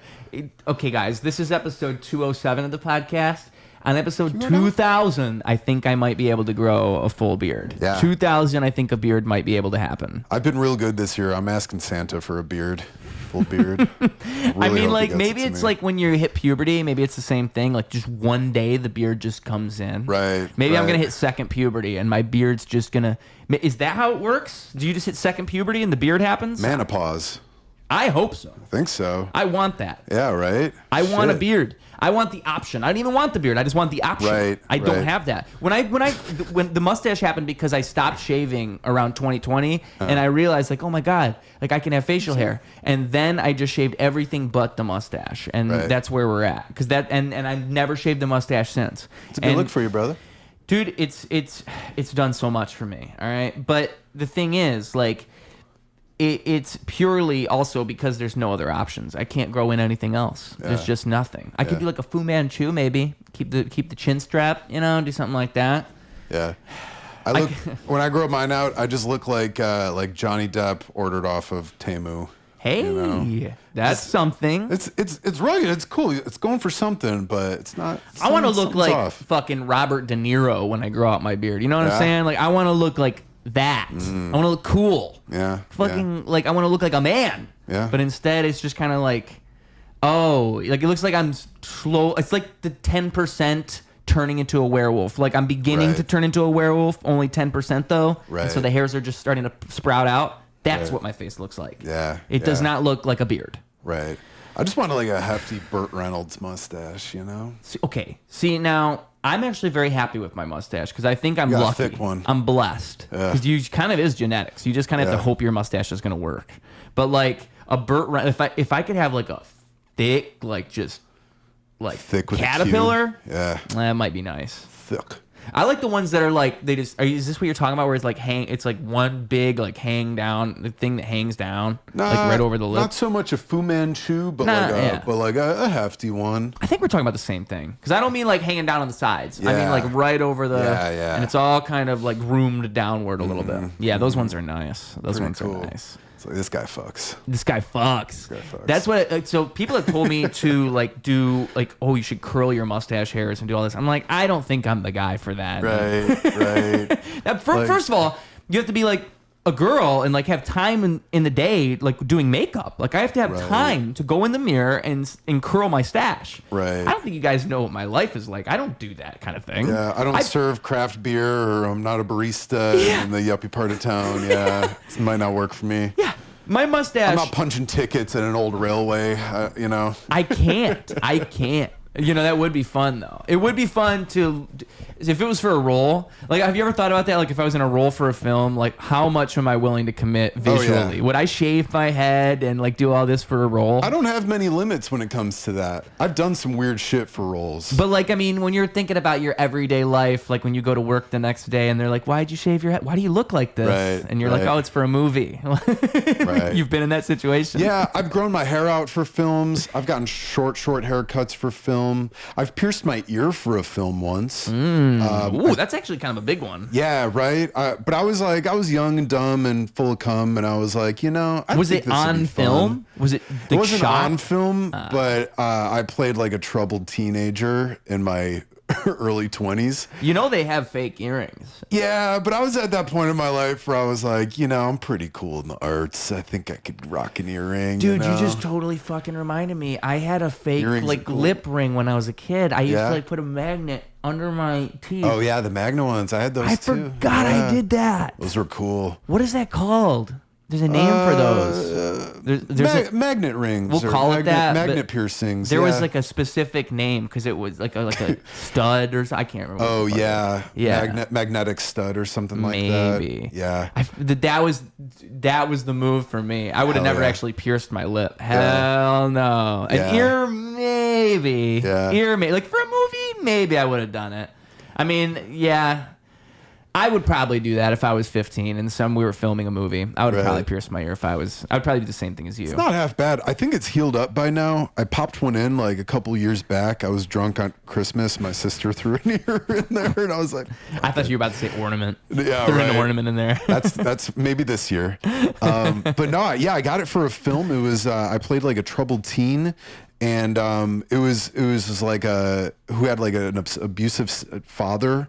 And that one, I really dove into it. I wouldn't say I'm completely method actor, but like I do my homework on it a lot. Well, that's important. Right. Yeah. So like when I was getting into that character, that was a part of it for me to get into that character was to pierce my ear. I also was listening to a child called It, the audiobook of that book, which is about just like this abusive childhood of this kid. So I really do my homework and I really dive into it when I get the role. But there's a lot of things I'll do. When I first get a role, my biggest thing is I fill out a questionnaire form. Name, date, favorite color, what are your intentions, what's something you know about yourself that everybody knows, what's something you don't know about yourself that everybody knows, what's something nobody knows about you. And then you just ask these personality questions, and it's kind of cool to like fill out a questionnaire for a character that you're playing, right? Not yourself. So there's a couple. And you find the character in that. I find the character in that. Yeah. Yeah. I'll read the script 3 times. Get my marks, I highlighted it, write little notes in it. And then after I've read it 3 times, then I'll go in and do the question form, figure out what is this guy's really about, Table reads, I love doing table reads because you kind of find out a little bit more that way. I always write in pencil, never pen, because I'm always erasing or changing things when they come along. But yeah, no, there's a whole process to it for me to really get into that skin. I'll do like meditative breathing when I'm on set and I'm about to get into the zone. But yeah, no, there's not a whole lot I won't do. I've eaten fish heads. I've ran through snow barefoot. I've done a lot of creepy shit. I've been covered in chinchilla dust. I think chinchilla dust? Chinchilla dust. A little bit of everything. That's a bit much. I don't know if I would do chinchilla dust. I don't know if I would.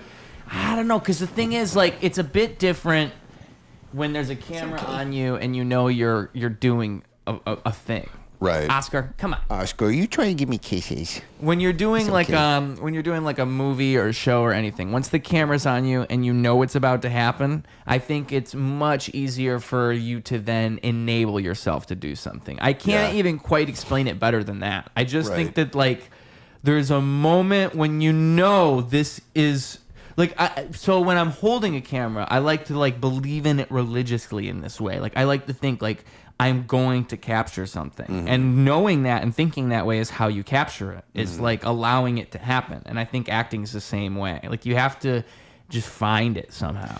Find it. It's little moments. If you're like in a gross scene, I did do a lot for this last film I was in, and I know you interviewed some of the Kino guys. Oh yeah, Kino crew. All 3 of the founders of Kino crew. Shout out Kino crew. Yeah. Love those dudes. Josh, Alex, and Nathan. Yep. Yeah. And Casey is helping them out with some film now too. It's such an awesome crew. I freaking love those guys. But they casted me as one of the lead actors in Gobblehead 4. And I can't tell too much. I don't want to waste Coming it. soon, though. Coming this holiday season. Yeah. And I'm so excited about it. I really genuinely love those guys. I had to do like a very gross eating scene. And they'll be cool with me telling this story. I could tell it now. But there's a scene where I have to eat something, and it was cream of chicken and cherries and cherry juice mixed together. Delicious. It sounds like it might be, but when you eat it, it is kind of disgusting. It really didn't taste very good. I love both of those things, but I love them separately. And we're doing this scene, and it was a spit take, and it was a very intense scene. It was super high energy. And I just started sweating. I got a little hot. We didn't have the air conditioning on in there just because we didn't want it to mess with the audio and everything. So I got a little sweaty. I was also, I can't tell too much about it. But it was a hot environment. And I had a prosthetic on my forehead. And because of my sweat, the prosthetic fell off during my spit take. And I looked down at it, and it looked so lifelike and like skin and flesh and blood that I almost got nauseous. I started dry heaving like on camera, and I was like, I'm like, just if this is one of the takes they use, great, you know.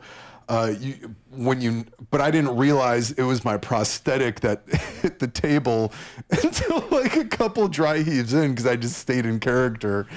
And oh no, man, you just got to stay in character with these high intense things. But like you said, when you have those moments of improvisation of the real thing going on. Like if I'm dry heaving, I'm not going to hold it back. I might actually get close to puking. I'm a professional. I won't. Right. But I'll use that to kind of fuel me in the scene for sure. Yeah.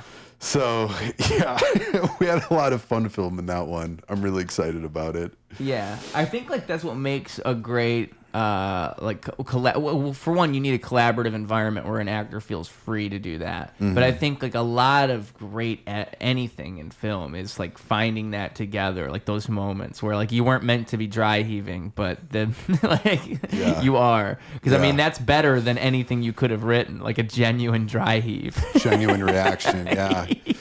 You know, a lot they say this early on in acting. It's just so funny to be in the moment acting, thinking, "Oh, this is good. I got to keep going." Right, and you're in the middle about to throw up, like thinking, "Oh, this is good stuff. This is gold." But they say acting is reacting. You know, so much of it, it's not necessarily how you deliver your lines, it's how you react to things. Of course. You react to something that's being pushed upon you. It's a genuine human reaction. And sometimes you can do some things that are a reaction. There's no line whatsoever, but it gets a laugh. Yeah. Because people know, oh, yeah, yeah, that was gross. Or, ooh, yeah, that is cringy for them to say. And for him to act like that, that's funny. Yeah. I think Brad Pitt comedically, a lot of why he's funny is like reactions. Like he just has funny reactions to things. He's really good, like just with his mannerisms in general. Right. Like, and he's always eating on camera. And he's always eating. I thought about maybe that's why he's on my mind, because as you were talking about eating, I was thinking Brad Pitt always eats. Yeah. Him, Robert Downey Jr. They're always snacking. But I think that's what's kind of interesting about it, is that it humanizes it a little bit. Yes. You see it as their reactions. You see them eating. You're like, oh, it's just a random dude. One of us. Living in this situation. Yeah, that's not an actor. That's not Brad Pitt, you know. It's a that's not thing. The god that is Brad Pitt. Right. That is but a man. Right. I have to pee. Oh, yeah, go for it, brother. Pee break. We're gonna take a pee break on Ruse Radio. And gotta get on Ruse Radio with my boy Oscar. Yeah. Ruse, I like all of the bird decor you got going on in here. That's a big hawk here. Hi, kitty.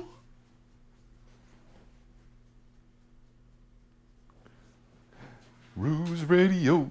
It's the guy who was dating Taylor Swift, Travis Kelce. Travis Kelce. I guess he's got a podcast.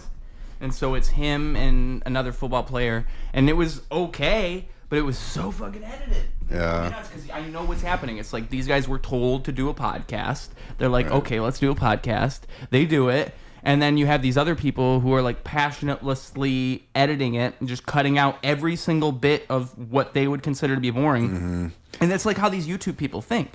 They think you have to cut out everything and leave only the stuff that's important. It's like, it's a fucking podcast. Like, you don't have to cut all that. It's an interview. Let it Just breathe. leave it. Yeah. Yes. Like, Yeah. you don't have to cut out every single bit. Yeah. It doesn't even make sense to me, because also there's like a magic in that uncut thing. Like, Right. when things aren't cut, there's a certain, like, you feel like you're in the room with them and you're with everything. And Right. and when you start cutting everything, it becomes a different tempo. It feels different. Yeah. So Some stuff should get cut, Some stuff, If you but- release, too much, or show somebody's phone number. Yeah, or, maybe cut that. Yeah, maybe cut that. Or I find it really helpful when I'm editing videos. And again, this is just me being too nitpicky when it comes to editing clips. I'll edit out the ums and uhs. And that alone is one of the greatest lessons that you can ever do as like a radio host or somebody with a microphone. Genuinely listen to every word you say, and every and you have to sit there and edit it out. You're going to think twice about saying and again. yeah, well, it was like what I was saying before about how editing changes your way of thinking about things, like context. Mm-hmm. Because exactly that. Like, if you watch someone talk about something, like is another one of those words, where if I was having a clip of me talking for 30 seconds a minute, every time I say like, it's going to get really noticeable all of a sudden. And then I have to cut them all out. And then now I listen to myself talk as I'm talking, and I'm thinking, oh my God, I just say like every 2 minutes. Say it every 3 sentences. Sound like a fucking Barbie doll. Yeah. Yes. And it's very hard not to notice once you see it. What's your take on swearing? In life, In life, in shows, in entertainment? I think the U.S. is kind of weird about it, because right in other countries, it's not like you can't swear on TV, if I'm correct, or at least like they have different rules. Like, I know in America, the way that we censor is different than other countries. We're a little bit more strict, which is kind of odd considering the nature of America. Right. But I don't really think it matters. Like, I think everything is about, well, not everything is about intent. I mean, obviously things are about interpretation to an extent. But when it comes to words and curse words in particular, I just think like it mostly should be about intent. Like, who cares if someone says a curse word if what they meant there was no intention of hurting you, there was no intention of anything? Like, does it really matter? And even if you felt religiously about it, like, what are you going to do if someone else says a curse word? All you can do is feel that way. You're not going to change anything by protesting the curse word. So I just think it's like, even like kids swearing, like, who cares? If a kid swears, who cares? Yeah. I really don't think it matters. Right. It's like, I'm actually surprised these are things we care about. Right, seriously. If a kid says the F word, I'm entertained. Hey. I'm like, that's funny. Fine with me. That is funny.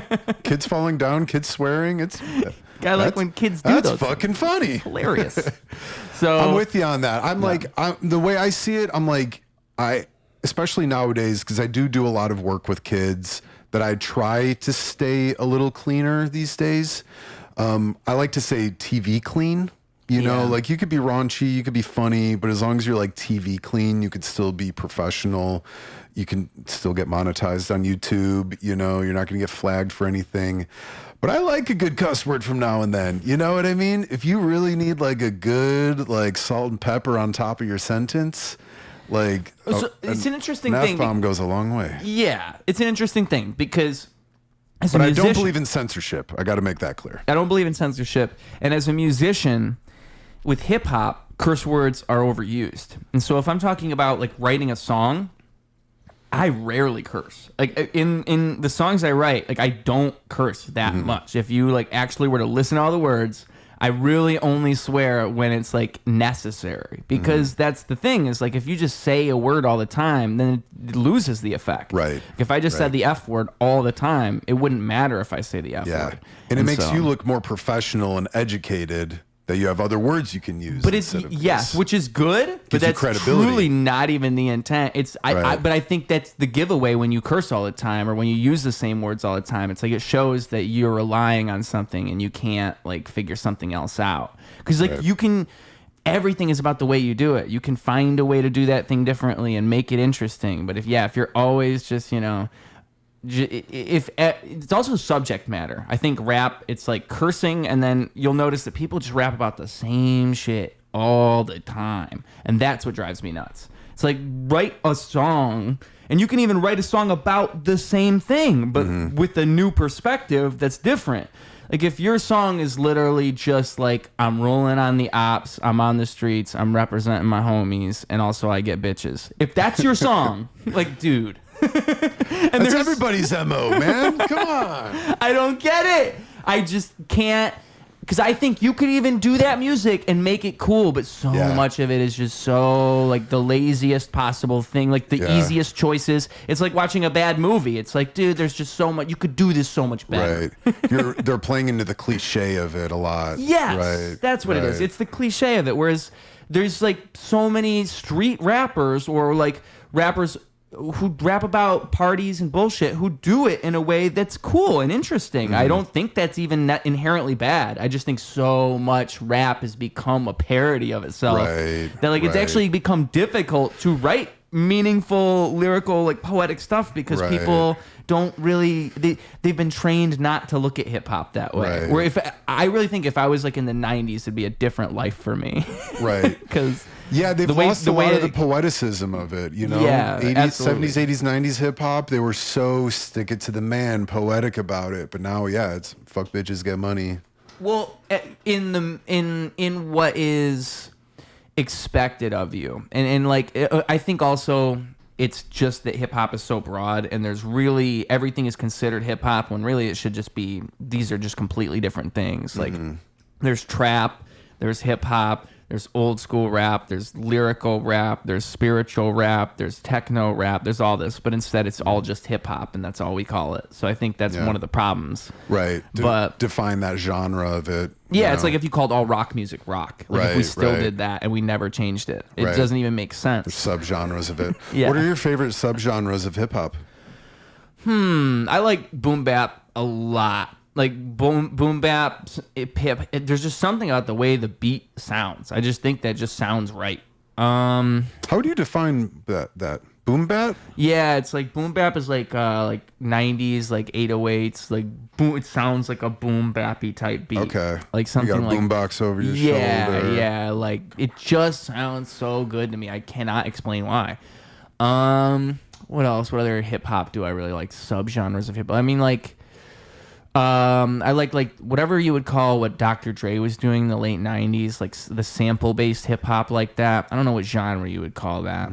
Because I don't want to just call it old school. I don't think that's the right term. Compton rock. Maybe. Compton rap. Compton hop. It was at least like, that was, I don't know if Dr. Dre pioneered that in such a way, but just that whole, like, taking other tracks and really flipping them. Like, I guess another great example would be Notorious B.I.G. with, I think, Juicy. I just can't remember what song was used in that, but that's like a song that's not hip hop at all, just classic R&B, and you take that and turn it into an amazing rap song. To me, that the transformative nature of that kind of stuff is so cool. It's just the coolest shit ever. You know who's the master at that? Some may call him a genius. What's your take on Mr. Kanye West? I knew you were gonna say that. It's Ye. By the way, it's Ye. You just dead named my boy Ye. Sorry, Ye. Apologize. I don't know when he changed his name. I think it was like 2022. It's so hard to have an opinion about Kanye West nowadays, right? Like, it's so hard because he just makes it so much harder.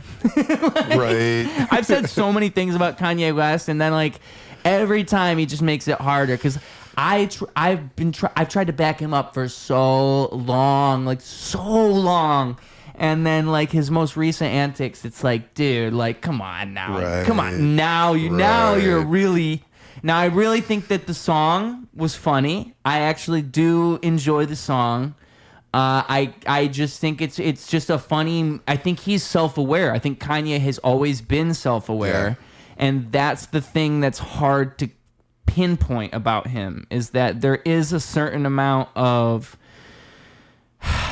like, he he obviously has like actual mental illness going on. Like there's that. Like he's got his own shit going on in his life, and that makes his mind this mess that makes this amazing music that he makes. It's all part of that amazing, beautiful mind that he has. Brain, Yeah.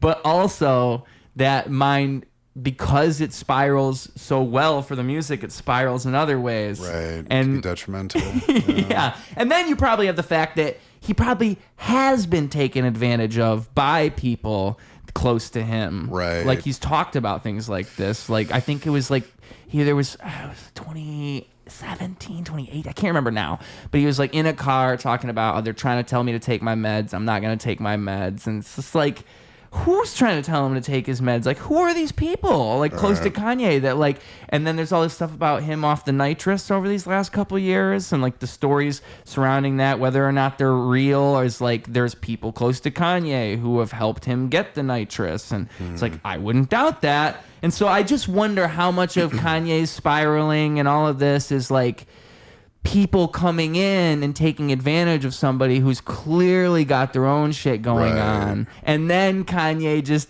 takes that and runs with it, because deep down, Kanye is like one of the most beautiful, greatest artists to have ever lived. And he's made some amazing things. Yeah. And he's truly a visionary. Yeah. And so it's so sad to see him go through what he's to do the things that he has done in the last year or two. It's almost heartbreaking for me as a Kanye defender. Yeah. You can tell how I'm still kind of trying to defend him. I'm with you, brother. I'm with you. I've been a Kanye fan for so long. I grew up on the south side of Chicago, so like I was listening to him like early on, well before he like really hit the wave, the mainstream. Do you remember like what album? Oh man, I was listening to College Dropout. What was the album he had before that? He had so many, but yeah, I was listening to him at a young age. My sister got me into him, and even still till today, my Spotify account, when they do that like year in review, I am one of the top 1% of Kanye West listeners. I think it was top 0.5%. That's pretty wild. I listen to Kanye a lot. Yeah. But I'm one of those guys who can separate the artist from their artist, from the art. Yeah, well, so Kanye, that's the thing about Kanye. He kind of made it a little difficult with the last album. Tying the... He brought them together. Yeah, right. That's like the ultimate, like for me, that was like, oh, the whole time I could have... Yeah. Like as soon as I saw the cover art for that album, it's like, oh. Yeah. Like, here I go. I got to try to defend this guy now. Because, like, dude. And also, I think that, like, the whole thing is Kanye didn't even write the two songs that everybody talks about off of that. It was the other guy, the guy who's talking about stage diving, the really big fat guy, you know? Oh, what's his name? He was in that documentary, Genius. I know who you're talking about. I can't believe I'm forgetting. But anyway, him, our best friend, who is going to stage dive one of these days, he apparently wrote the songs, the one about the cousins and the one about historical events.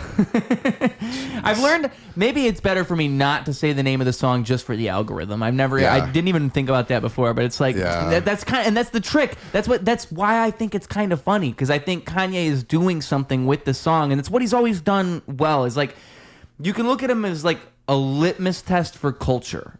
Every time Kanye does something and the way the public reacts, it's almost like he's just reminding you where we're at. And there's this weird thing that's happening. And I don't think that Kanye is even 100% doing that on purpose. He's like the chaos of the culture itself being embodied in one person. Right. The way we all react. That's a good take. That's interesting. Yeah. Every time it just gets somehow more and more crazy. I'm interested to see where Kanye goes next. Yeah, but at the end of the day, though, like, you know, as an empath, I would recognize this, but maybe somebody so starstruck maybe won't, and maybe sees it as like, what's the word I'm looking for? You know, it's like it's a show. It's a parade. It's gonna get people to look at it. Right. But you know, as an empath, I would never go and just promote hate like that. You know what I mean? Yeah. And I think there's something with artists that like there should be a line. Yeah. But again, I don't believe in censorship, so like I'm second guessing myself, but I'm like, well, I think you should have the right to do it. Like, I don't think his song should even have been taken. I mean, because that becomes the thing where it's like, okay, Spotify has the right to take down the song. Yes, they do. But Spotify is like music. No one else, where else are you going to post it? Apple Music, where they also take it down. Like, you can't just take down the music everywhere because that's not free. Right. But also, the song's not like, that's the whole point, is you should be able to release a song and then everyone should be able to react. And that's what I mean about the litmus test thing, is just the fact that he can't release the song because of the fact that people won't let him say a certain assembly of words is kind of crazy. yeah. Because it's just that's words. America. It's just words and it's just a song. Freedom of speech. And the song doesn't even... That's what's funny about it is you could take the song on a literal level, but really what Kanye's doing is he's not literally saying what he's saying. He's saying like, fuck you guys, you don't understand what I'm doing, I'm just trolling you. So if I'm going to troll you, I'm going to troll you even harder. And that's the whole point of that's what the song's doing. It's like a troll anthem. Yeah, right. That's what the song is. I was talking to a friend the other day, and they were talking to, and I don't try to get very political these days. Local politics, I get a little more. It's more important to me, but like major politics, I try to stay out of. That's probably the right thing to do. Right. Probably better. You're safer. Right. And well, somebody said they're like, you know, with the whole like Israel and Palestine thing, like maybe Kanye was right. I'm like, oh my God. There's a whole lot of that. Have we come full circle? Is this what's happening? There's a whole lot of, well, that, But yeah. my reasoning being of trying to get more into the local politics compared to global politics is I'm aware that people's brains aren't meant to take in that much information. You know, think about how many people you know, think about how many people you know genuinely, and throughout the course of time, how many people have just known how many people. They don't know what's going on around the other side of the world. Most Americans can't even point out Palestine or Israel on a map. Yeah. You know what I mean? Right. So, like, the way I see it, I'm like, yeah, it's a terrible thing. I never want to condone war. And, you know, you want peace throughout the world, of course. It goes without saying. But my major concern, and something I can actually do about it, lies in my own backyard. It lies with local politics, getting involved in local stuff. Like even like with the presidential debate, they've been giving us douches and turd sandwich options for the last how many elections now? And I'm just like, I don't feel good voting for either of these people. And even when you are so torn at that, it still doesn't change that much in your own personal life. Or again, local politics, focusing on the people around you and joining discussions, joining debates, joining protests, joining peaceful protests. That's the way you can really make some change in your own life. Yeah. Focusing more on the local stuff. Like, and I'm never gonna condone anyone for you know, raising awareness for people of Palestine or wherever around the world. And that's the beautiful thing about America. You have freedom of speech where you can come up and talk about your views and bring awareness to that. And I know I might be contradicting myself here because, like, you know, that's part of the reason what brought the Nazis down. I'll say that. Sorry. No, you can say that. I was trying not to say that. That's part of the reason what brought the Nazis down is because people were talking about it in America. When you say the words together, that might like trigger a YouTube thing. That's what I was avoiding. Yeah. You can say the word Nazi. Probably best to avoid that. Yeah, I'm Indiana Jones fan. We don't like Nazis. Yeah. Of course. By the way, still haven't seen that movie. Oh, really? Gotta watch Any it. of them? None of them. Dude, I can quote all of them. I have seen all of them too many times. There we go. I love Indiana Jones. Yeah, Raiders of the Lost Ark, I think I watched the first 10 minutes. I'm glad I didn't really watch, because I watched on streaming, and my whole thing is like, watching movies in like 4K now, so I'm excited to watch it properly. Hell yeah. That's the way to do it. Hell yeah. You got a great setup here too, That's man. why. That's why. I'm like, why do I even have this fucking ginormous TV if I'm not going to be watching movies in the best possible quality on it? Like watching it in shitty fucking YouTube quality. You know what you should do, man, is since you've never seen any Indiana Jones movie, you don't have to watch any of them in chronological order. But what I would recommend is there are like prequels. So there was the sequel, which was a prequel. So it like if you want to watch it like in historical time as like a marathon, would totally suggest it. And I think it starts with not Raiders of the Lost Ark. I think chronologically that's like second in timeline order. But the one with Sean Connery, where Sean Connery plays his dad, I think that's like the first in like line of all of them. When did that come out though? It came out after the first. Raiders of the Lost Ark was the first one. But the Holy Grail. The second one. The second the one Holy Grail was the was prequel. the second, but it was a prequel. So it took place before, like years wise, it took place before. I don't know. That's kind of, it's a hard decision for me. That's a hard decision to make. Or maybe that was the third one. I think it was the third one now that I'm thinking about it. But that one's the kind of cool one because it shows like the Indiana Jones is a young kid played by River Phoenix. Oh. And he kind of like talks about like how he got into being Indiana Jones and how he got the scar and how he got the whip and all that and the hat. Still Steven Spielberg. Still Steven Spielberg, I believe. Yeah. He directed all of them except the last one.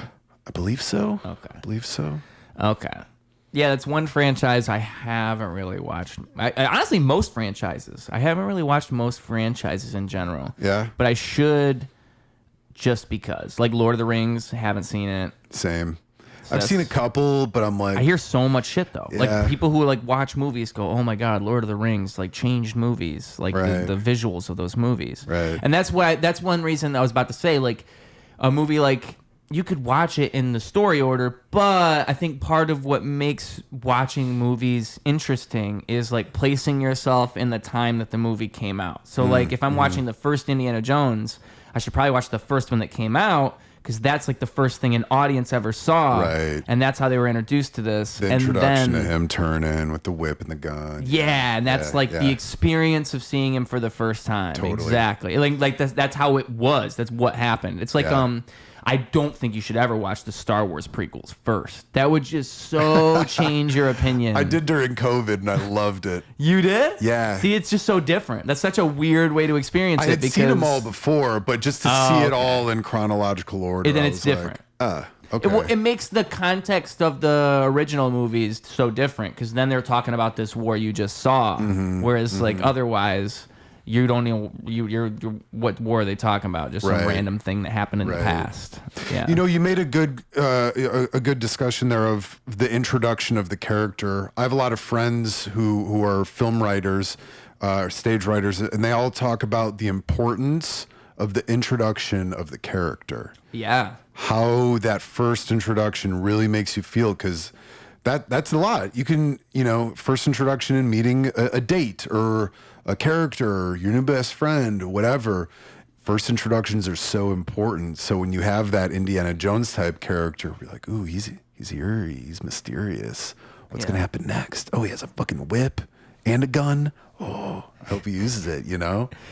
Well, and I think also suspense is like the ultimate thing in any storytelling ever. Is like, how do I build, like, what is the question, like, what are people waiting for? If I was an audience, what am I waiting to see? Right. You go to see Indiana Jones, you're waiting to see fucking Indiana Jones. Yeah. Like, yeah, I'm watching this guy do this other stuff, but where's Indiana Jones? You want the big reveal. reveal. So like that's what you're waiting for. Yeah. And there's something about like teasing that. I mean, I watched the movie Alien for the first time recently. You've seen that movie? Oh yeah. Yeah, it's a classic. And so that movie is so awesome because like for the first third of the movie, you're just like, damn, this movie's called Alien. What the fuck's going to happen, dude? Right. I know there's going to be a goddamn alien. Right. And like just the waiting for that is such a fun thing. And you can tell the movie knows you're waiting for that. And it's just stringing you along. It's and like the movie's Jaws, so good at it. Jaws, another great one, where you know there's a shark. And you know something crazy is going to happen with the shark. Right. So when's it gonna happen? What's gonna happen? Right. And that's just what the movie. It's a whole question that everyone's thinking. Right. Yeah. That's a fun part about movies, but I think that's my maybe least favorite part about certain horror movies. Why?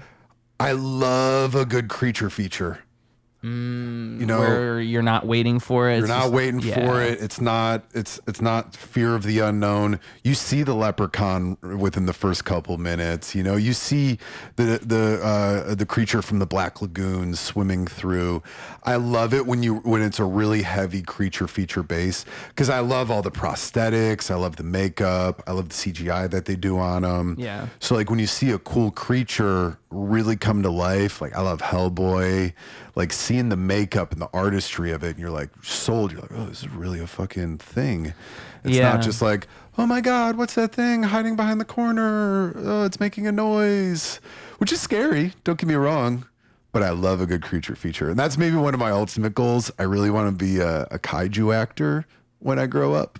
I don't think I'll ever grow up. What is that? So a kaiju is a monster in Japanese. Oh, okay. So it's kaiju monster is technically monster, but yeah, like Godzilla, some of the King Kong movies, Mothra, The Shape of Water. I'm really big into like Doug Jones, a lot of the characters he's done, Pan's Labyrinth.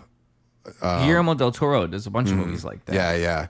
Essentially costumed creatures. So, I don't know what You know they're really doing a new. He just did kaiju, the but Frankenstein trailer just came out. He did, yeah. I didn't watch it. Did you see the trailer? I did. Yeah, Sure did. Because all of his stuff is that. It's like humanizing a monster, right? It's creating a character out of it.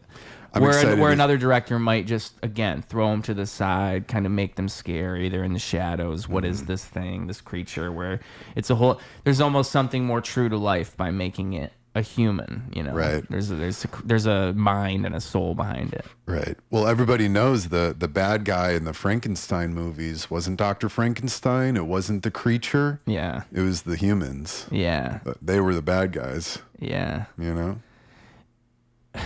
How would you achieve that yourself, though? Like, what is your like vision for a creature feature? Do you have one? Anyone that's paying. No, honestly, I think one thing that's important too for folks who are trying to get into the acting entertainment scene is get your foot in the door, show up early, be super professional, be eager and patient about certain things, learn how people do stuff. So when you're in that situation, you never know. The actor might have explosive diarrhea and you're the production assistant on set. And instead of going to run and grab coffees for everybody, your boots on the ground, they might throw you in the makeup chair, you know, which has happened to me numerous times. I've done plenty of set coordinator or PA stuff, and they're just like, hey, we just need a guy, hop in, and being able to do it. But yeah, you know, I really admire a lot of the costume artists of the haunted houses around the area. I've done a lot of work with Hell's Gate Haunted House. Seeing their whole production is incredible, absolutely incredible. There's dudes like Jerry Gonzalez, who I know you've also interviewed. Jerry's a great dude, incredible professional.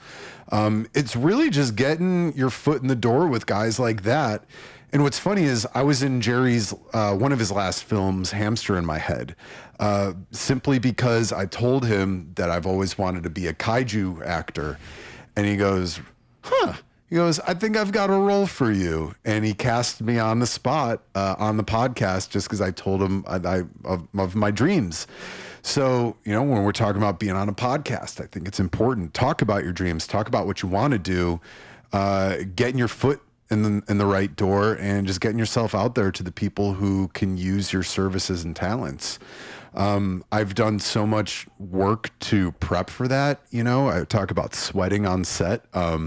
I've now studied how Navy SEALs conserve their sweat. I learned that from Jim Carrey on The Grinch. Not personally, but you know what I mean? I read That into makes it. sense. But it's there's a lot that goes into it of just keeping yourself cool, calm, and collective when you're in these suits, so you don't oversweat, you don't exhaust yourself.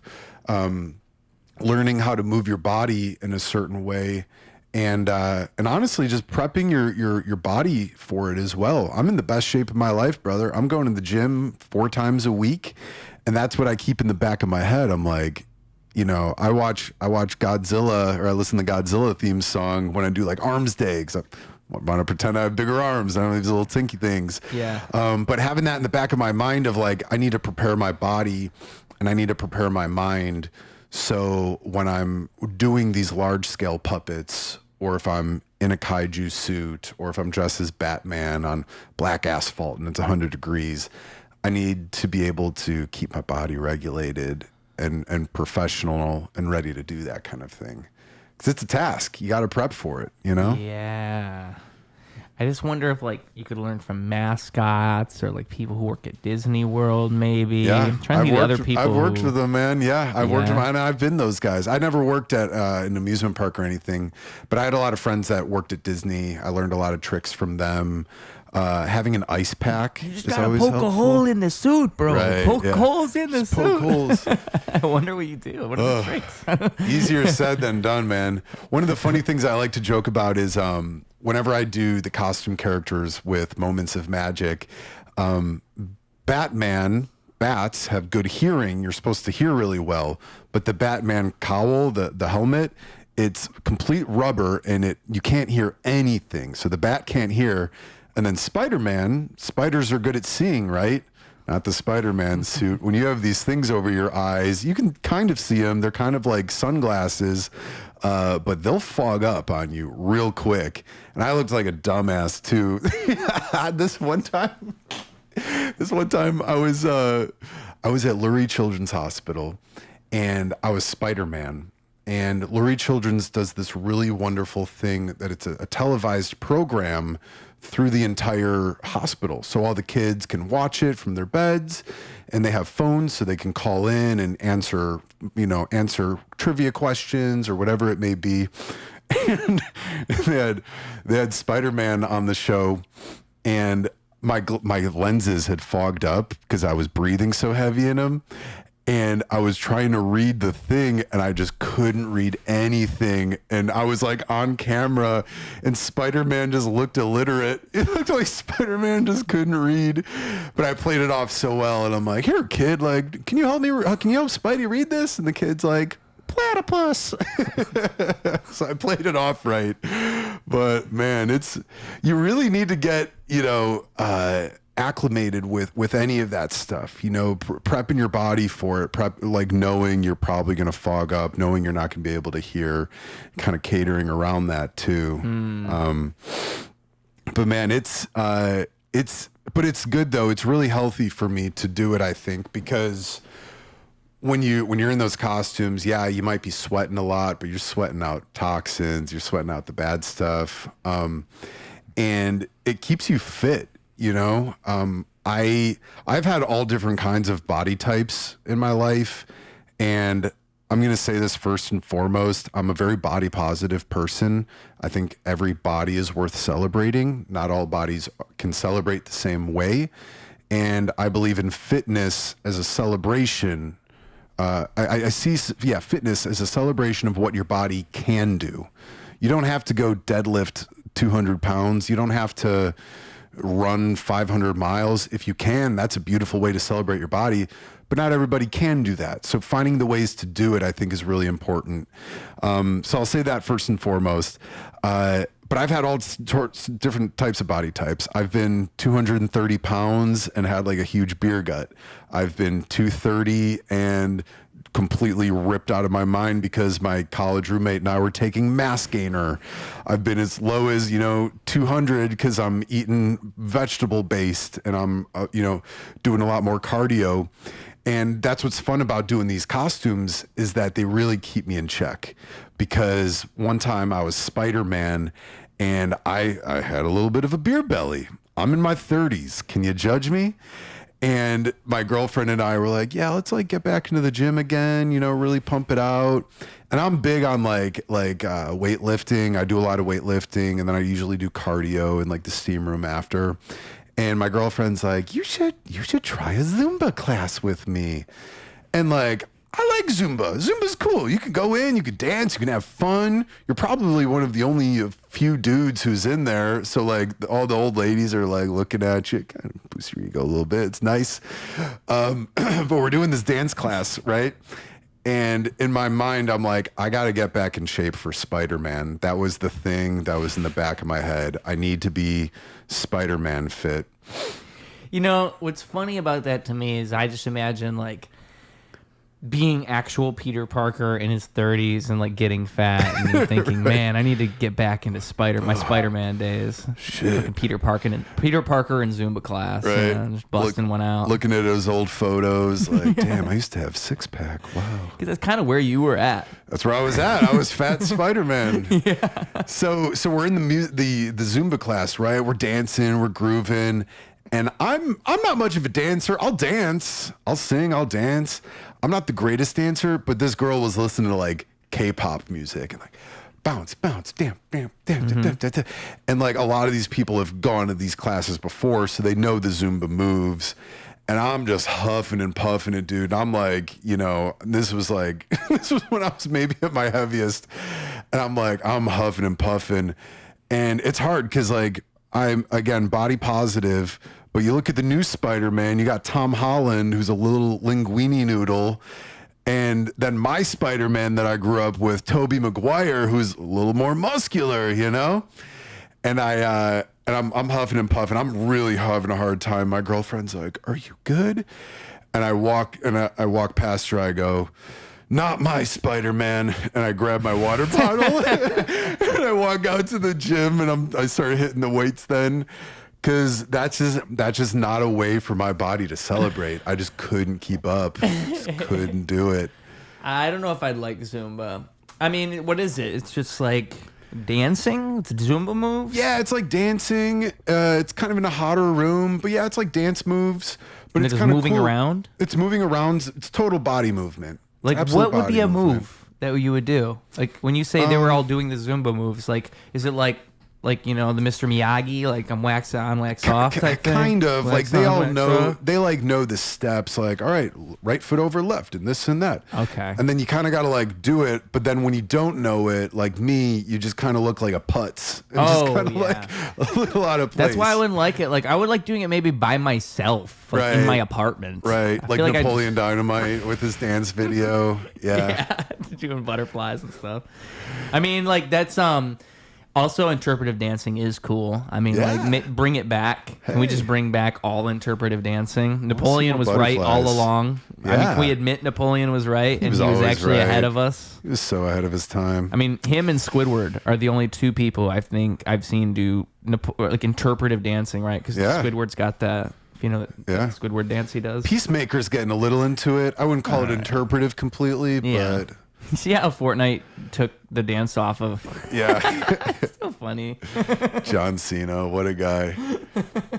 I love his show. Do you watch Peacemaker at all? I haven't watched Peacemaker. I do like John Cena as a comedian. I mean, I've always watched wrestling, so I think John Cena is just great. I mean, I think he's always gotten too much hate, and now people have come around and understand that. But it didn't used to be that way. People still hated John Cena for a long time. Right. But John Cena's the man. He's the man. He's always been What's the not to man. love? Yeah. He's the number one contributor to Make-A-Wish Foundation. Did you Yeah, know that? was He's done the and- most out of anybody out there. Exactly. Like, how could you even hate on a guy like that? Like, how could you What a even guy. be slightly upset? And like, people get upset about that because they'll act like that's like some accolade that he just throws around. Like you know, John Cena is Right. just like Superman and he does everything. But it's like, dude, it's not easy to do everything.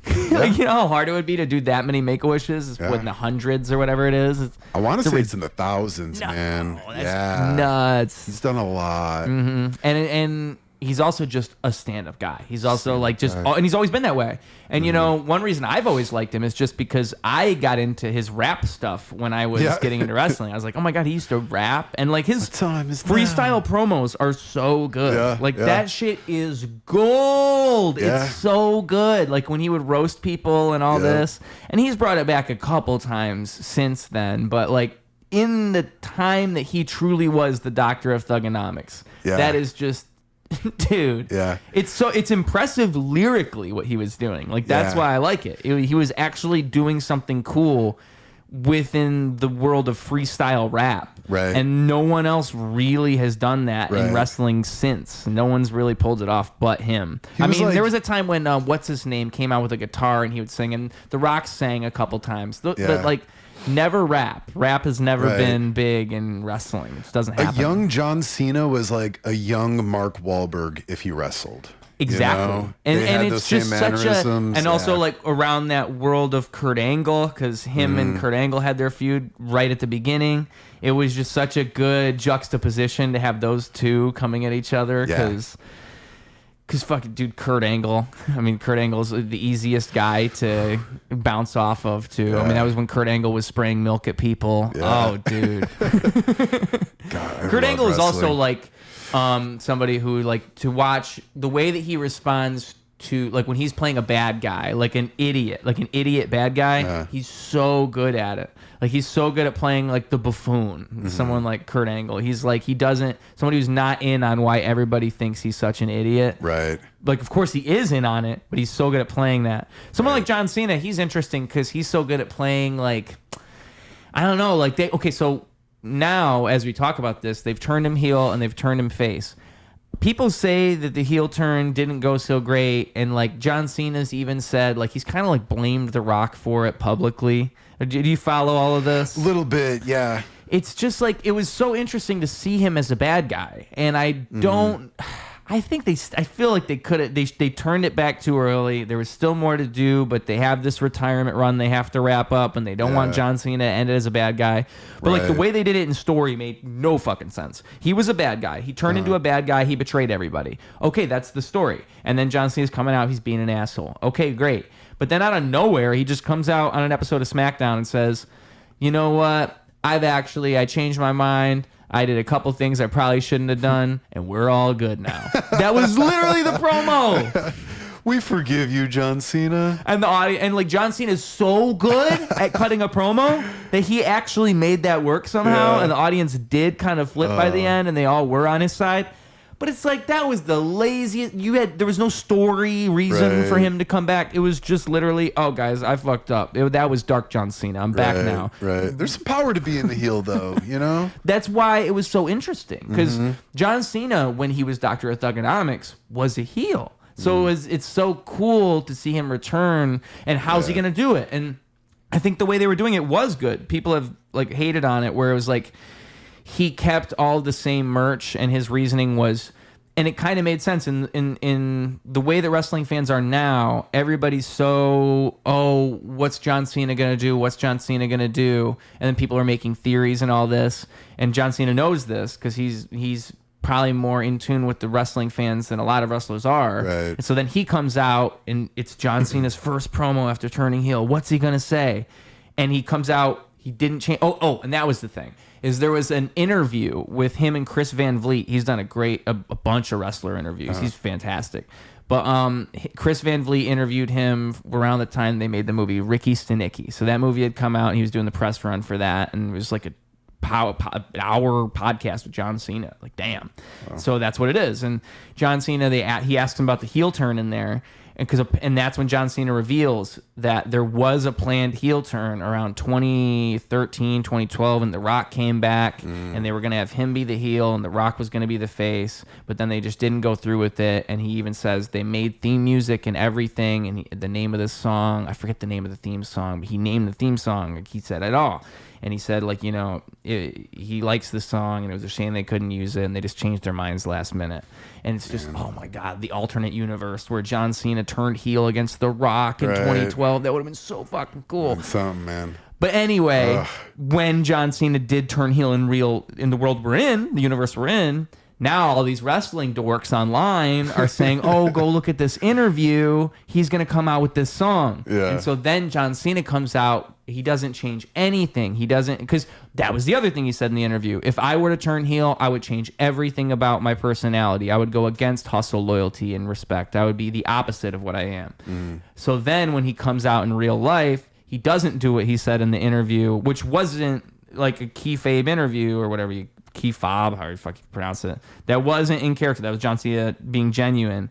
But he's reacting to the real world reaction because that's the genius of wrestling. It's like he still is playing off of the real reaction of the real fans. They want to see John Cena be the opposite and change his whole thing. Yeah. But then he doesn't change his whole thing, and he comes out and says, screw you guys. You guys wanted to see me change. You wanted new theme music. Well, screw you. I'm not giving you what you want anymore. And that was like the best possible thing he could have done. Yeah, and again, John Cena is a genius. So like I think it's just it's such a weird thing because his heel turn is weird now. Like now that it's went back and he's turned back into a good guy, it's just weird because it doesn't make sense. And The Rock and Travis Scott were involved at the beginning. If you know, that was a whole mess. Yep. Travis Scott was going to be involved and then he wasn't. And then you have the fact that fucking WWE's bought by UFC and Triple H and all this, and everything's kind of a little bit different nowadays. You want to go buy WWE tickets nowadays? It's going to cost about 5 to 10 times as much as it did a couple years ago. Sheesh. Mm-hmm. Like I'm talking like $400 for tickets. Really? Because it's owned by UFC now? Yeah, because the people who are in charge, the CEOs who are now, because it was Vince.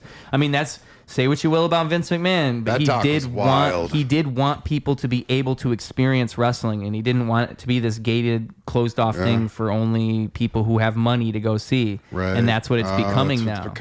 Yeah, that's fucked. So I mean, it's crazy because. And everybody, it's so funny because Vince. The production value's gone up a lot, though. Yes, Vince is crazy, and Vince did kind of spiral out towards the end. But there's so many wrestlers who like will just never ever say anything bad about Vince McMahon. One of them being John Cena. He will never say it because I mean, like, gave him opportunity, man. He gave him everything. You're like John Cena wouldn't be John Cena. All of these wrestlers you think of in WWE wouldn't be them if it weren't for the fucking mind of Vince McMahon. Totally. So it really is crazy to think that he did kind of create that entire thing. Like it was all kind of him just sprinkling in his input.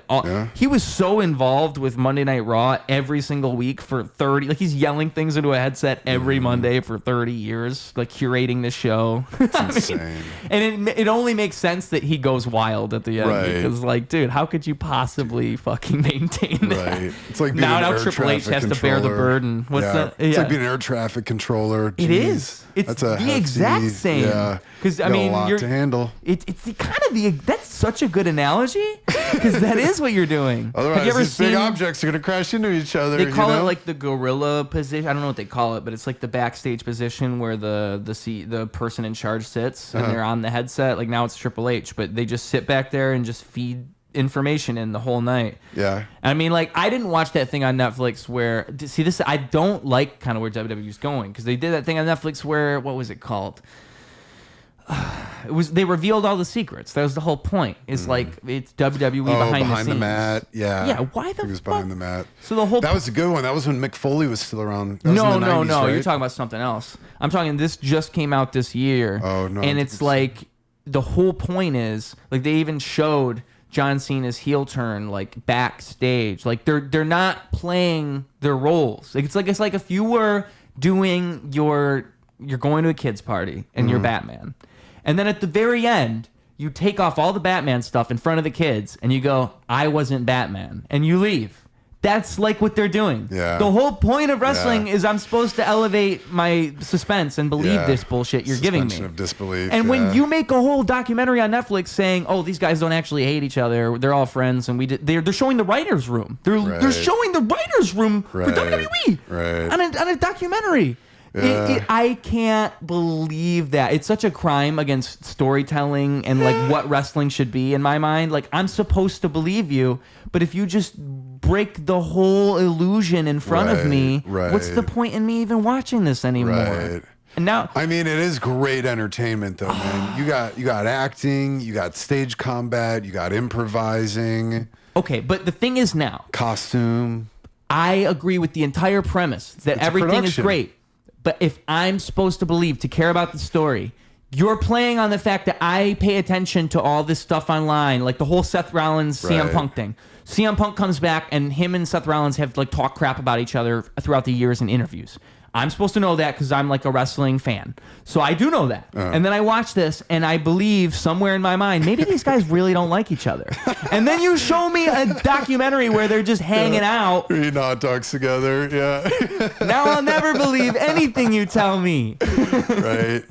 And I have heard that, that like wrestlers have said things like that in interviews where like if it's on TV, it's scripted. If you see it, it was planned. If you see it, it was planned. And it's hard to believe because they do play on that all the time now. Like they make you think that something happened that wasn't supposed to happen, or it is based something like there's a grain of reality in there. You know what I think a lot of it is too, and this is a comment on, super high level pro wrestling like that compared to like local stuff now, which is still considered pro wrestling. I'll fully say it's pro wrestling. I want to get more into local wrestling. Bro, come with me. I go to super wrestlers a lot. Okay. I've interviewed a lot of those guys. But a lot of them will tell you that, they'll have a rough idea with it, but they really let the wrestlers kind of dictate the improvisation that goes on inside the ring. So a lot of that stuff is not scripted when you go to it at like a local level, and you see a lot of these cats out here doing it. Berwyn Eagles Club, Chicago Wrestling League. There's so many of them that go out and they practice the moves and stuff, but when they get in the ring, they don't have a Vince McMahon telling them what they can and can't do while in the ring. They probably have some sort of guideline of like, this is the story plot we're going to go with. You're the heel, you're the face, go with it. Yeah. And then what they do in between with the crowd interaction, that's all on them. But I bet they probably got to, the stakes are higher on something like WWE, where it's televised throughout the entire world. So if Stone Cold whips his nuts out and puts it on somebody's head, that's going to be a PR nightmare, so then they probably got to really fine tune what they write. But a lot of this stuff, like the local stuff, these guys, they cut reels, like really funny, great reels. A lot of these guys make their own promo music. It's quite a show. You haven't been to Super Wrestlers yet?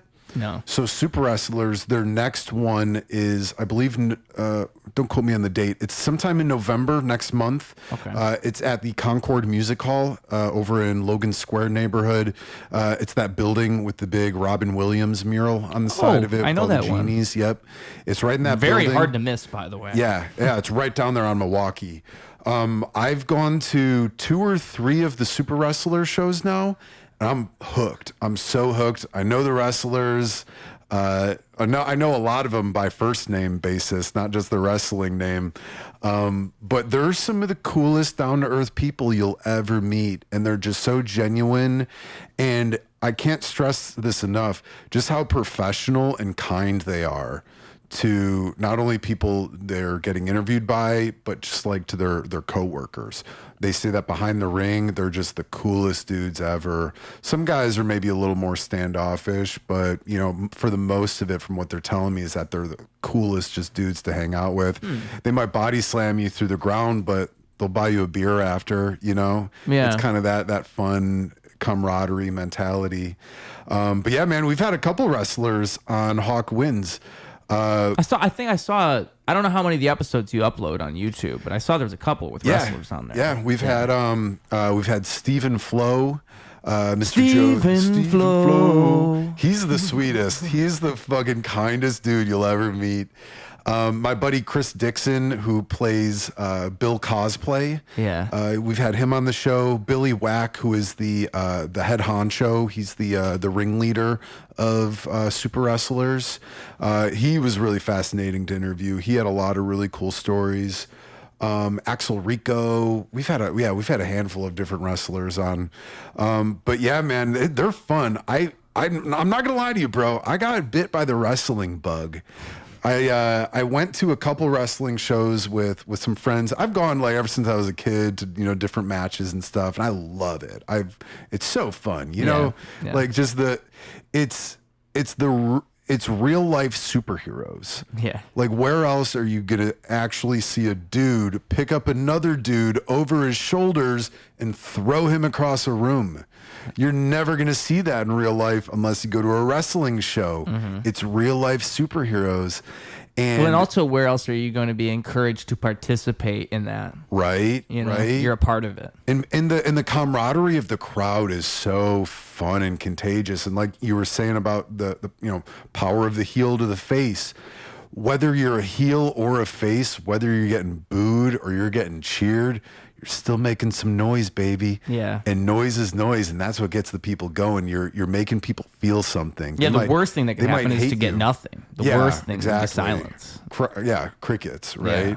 But if you're a heel and you're nasty about it, you're getting booed. Oh, how fun would that be, man? Just being the bad guy? That's the thing. I think every single wrestler deep down just wants to be the heel. I think everybody wants to be the bad guy. I think being the good guy's harder. I think it's actually harder to play the good guy. That's how I feel. Because the bad guy, that's, it's like anybody can be evil and sneaky, but to be like the guy that we're all supposed to believe in and buy into, and you're the hero of the story, that's kind of actually harder to pull off. I feel like I keep it clean around the kids. Yeah, I mean, like there's some people who like what's his name, Dominic Mysterio. He's such a great heel, and he still hasn't turned face, and it'll be really weird to see when he finally does, because I just can't see it. He's such a good bad guy. Yeah. He's so good at it. I can't even imagine him being a good guy. And if he was, it'd be like, why is he doing this?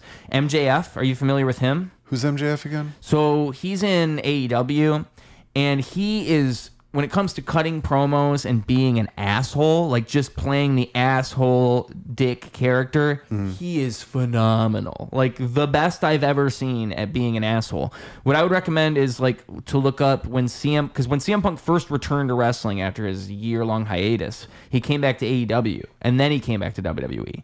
So one of his big feuds in AEW was him and MJF, because that's like MJF was really big in AEW, and it's fucking CM Punk. So CM Punk versus MJF. If you just look up CM Punk MJF promo, you'll probably find it. But there's just some great stuff in there. I love CM Punk, Chicago cat. He's the best, dude. He's my favorite. He still lives in Chicago. He owns a place over in, I think, in Lincoln Square. No, not Lincoln Square. Lakeview or Lincoln Park, one or the other. Oh, really? Yeah. That's cool. I didn't know where he was at exactly. I always knew he was in Chicago. Yeah. But what was I saying? Yeah, just MJF and being an asshole. And then when he turned into a good guy, oh my God, dude. It works and it makes sense, but it's like it just doesn't resonate the same way, because that's not, like, this guy's just so good at being bad. It's hard for me to like him as a good guy. And I think, like, it's hard. If you flip that, it doesn't work the same way. It's actually kind of easy if you're the good guy to turn into the bad guy. Right. You just kind of have to do the things that the audience is obviously not going to like. Right. You go for the low-hanging fruit type stuff, like, oh, fuck your city, fuck what you guys stand for. Right. That's all you really have to do. Right. You know who's a heel that, like, it broke my heart the last time I saw him wrestling? You might know who I'm talking about. Maybe. Mr. Hulk Hogan. Oh, the Hulkster. I had to Google why everyone was booing him. That's another HH, by the way. Oh, yeah. HH right that's an HH. Short man with the mighty complex, yeah. But what about Hulk? What about the Hulkster? So I loved the Hulkster growing up. I thought he was great. His cameo in Gremlins 2, classic. So good. But then I forgot about all of the backlash that he got for being recorded, and which is a rightful reason for people to not like him. And I did not remember that until I was watching him on WrestleMania. And I go, why is everyone booing Hulk Hogan? I thought he was loved by everyone. And I Googled it and I go, and I shouldn't like him either. Yeah. Another artist I can't like anymore. To be fair, with Hulk, it was even more offensive than that, by the way. That was like one thing he did. I mean, he's done quite a share of things. I mean, ultimately, he just comes across to me. It's like, dude, he's like a product of the 80s. Like, he's what worked then that doesn't work now. Right. And he didn't change. You changed. We changed. Yeah. He's the same. It's like Ric Flair. Right. You can't get mad at Ric Flair for being Ric Flair. Right. He's always been Ric Flair. Right. He didn't change at all. It's an interesting way to put it. He's a product of the 80s. You know? I mean, Hulk Hogan and Ric Flair for sure. I mean, like when you watch them talk, testosterone, yeah, cocaine, and toxic masculinity. What's so crazy is they didn't change. That's what's so crazy. Like not even an ounce. Another person that was like that was he's from wrestling too, the Iron Sheik. Oh, the Iron Sheik. I love the Iron Sheik. Not change at all. No, not at all. Oh, what a dude. And it's just so, I just think you have to, like, it's one of those things in life where just learn to watch and observe people. Just like, it's entertainment. It's all comedy. Right. It's ridiculous. You know who's one of my favorite wrestlers who did change for the better? Who? Mick Foley. Oh, Mick Foley's the man. Ooh, from Cactus Jack, Mankind, yep, the Rock and Sock Connection, and now he's Santa? Yeah. What a guy. He wrote 4 books? What a humble man. Yeah. I was going to get him to do a cameo for my brother. He does cameos now. He's such a sweet soul. But now he's a Santa ambassador. What does that mean? He is Santa. He will dress up as Santa and work for Santa. That's so Mick Foley. Yeah. That is such a thing Mick Foley would do. But what they were saying is that he would be backstage at these wrestling events listening to like Christmas music, and people wouldn't want to sit next to him because he'd always just be listening to Christmas music. He's a big Christmas fan, dude. Remember earlier you were talking about getting into character?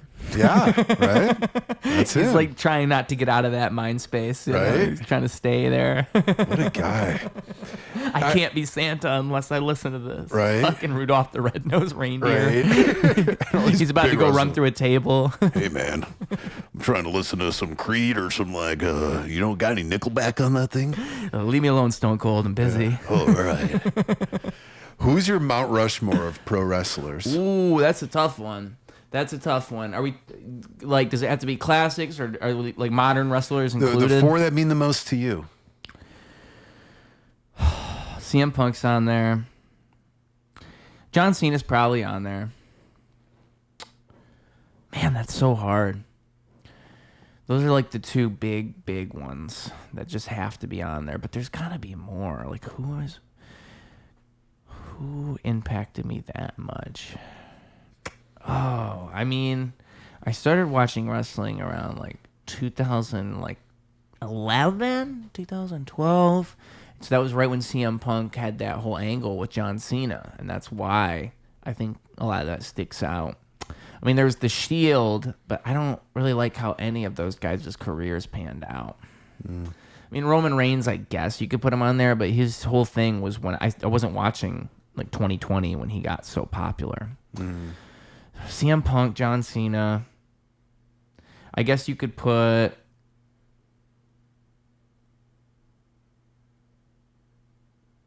Stone Cold on there. And then after that, the 4th man.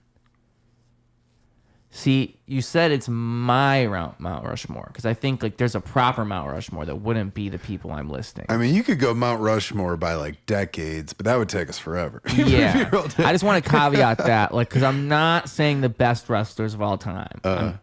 So like John Cena, CM Punk, Stone Cold. Who else do I think would like be like particular? You know what? Throw Vince on there. Just throw Vince on there. Oh yeah, because that actually makes sense. Stone Cold, John Cena, CM Punk, and Vince. Because both of them, for one, they had big feuds with each other that I think are exemplary of what is great about wrestling. But also, they're also great in their own right. Totally. Like the Stone Cold and Vince feud is something that got a lot of people to even pay attention to wrestling. Right. And it's just something that people universally kind of understand. Like you have a bad boss and your boss is evil and then now you're turning on him and you can vicariously... How often can you fuck up your boss though? That's the beauty of it, right? Yeah, and that's what I mean. You're like, as an audience, you're living through the Stone Cold character. Yeah. Like, oh, I wish I could... You feel him doing that. And then it comes full circle when Stone Cold sells out and joins Vince McMahon.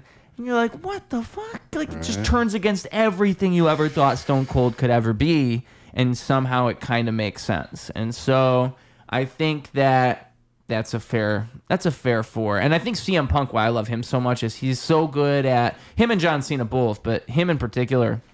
and like blurring the line between reality and fiction. And that's the point, I think, of what wrestling is. That's why, that's how I explain the name ruse. I think everything is a ruse, and everything is a matter of storytelling. Like I said, it's all about getting you to believe something. And I think CM Punk and John Cena and the best people who cut promos, you know what they're doing. Like, I know that you're just a wrestler cutting a promo, but yet somehow you make me believe you, and I do buy into this. Like, it's just somehow you pull it off. Yeah, they're good storytellers. But yeah, and there's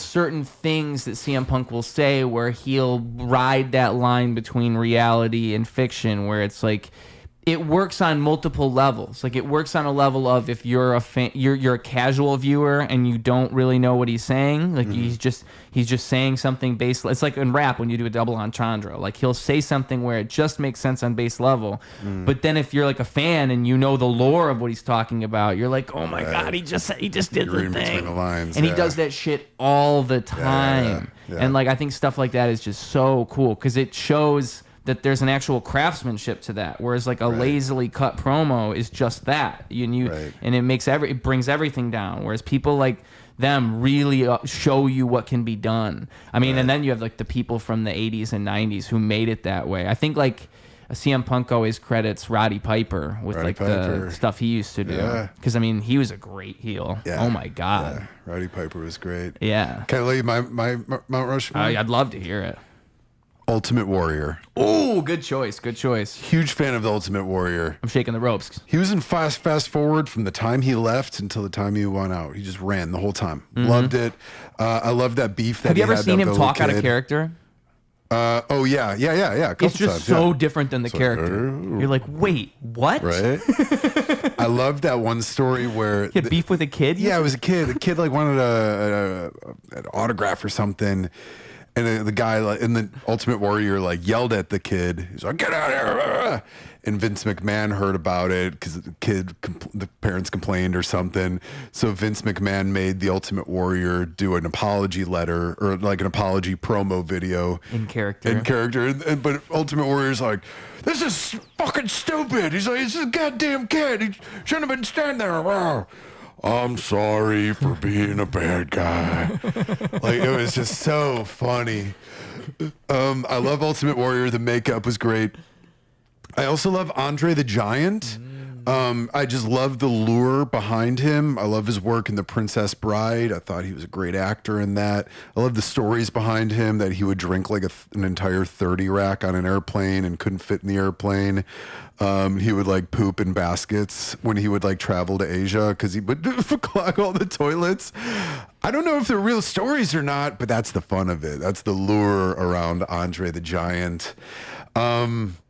Who else would I say? Dwayne The Rock Johnson. Of course. Dwayne The Rock Johnson, I love everything that The Rock does. I love that he's like a high priest now in Samoan culture. I think what he's doing for the people of Hawaii is so cool. Support the locals. Also, I think number 4, I'd have to go with Mick Foley. Or Macho Man Randy Savage. Maybe one of those guys. Probably more so Mick Foley. I was really big into when he was Mr. Sacco. I would say Mick Foley's probably a better choice because I think he's more influential, especially with hardcore wrestling. Right. He did a lot for... Everyone knows the persona of Macho Man. Yeah. But not everybody knows the man of Mick Foley. Or big wrestling fans do know the Mick Foley. I just feel like Mick Foley, like, he took that whole hardcore thing and put it, he really sacrificed himself in a way nobody had ever seen before. When Undertaker threw him through the cage. Yeah. I mean, that shit was nuts. It's one of those things that people just can't forget. Like, it's top 10 WWE moments of all time. Right. Like, it's that good.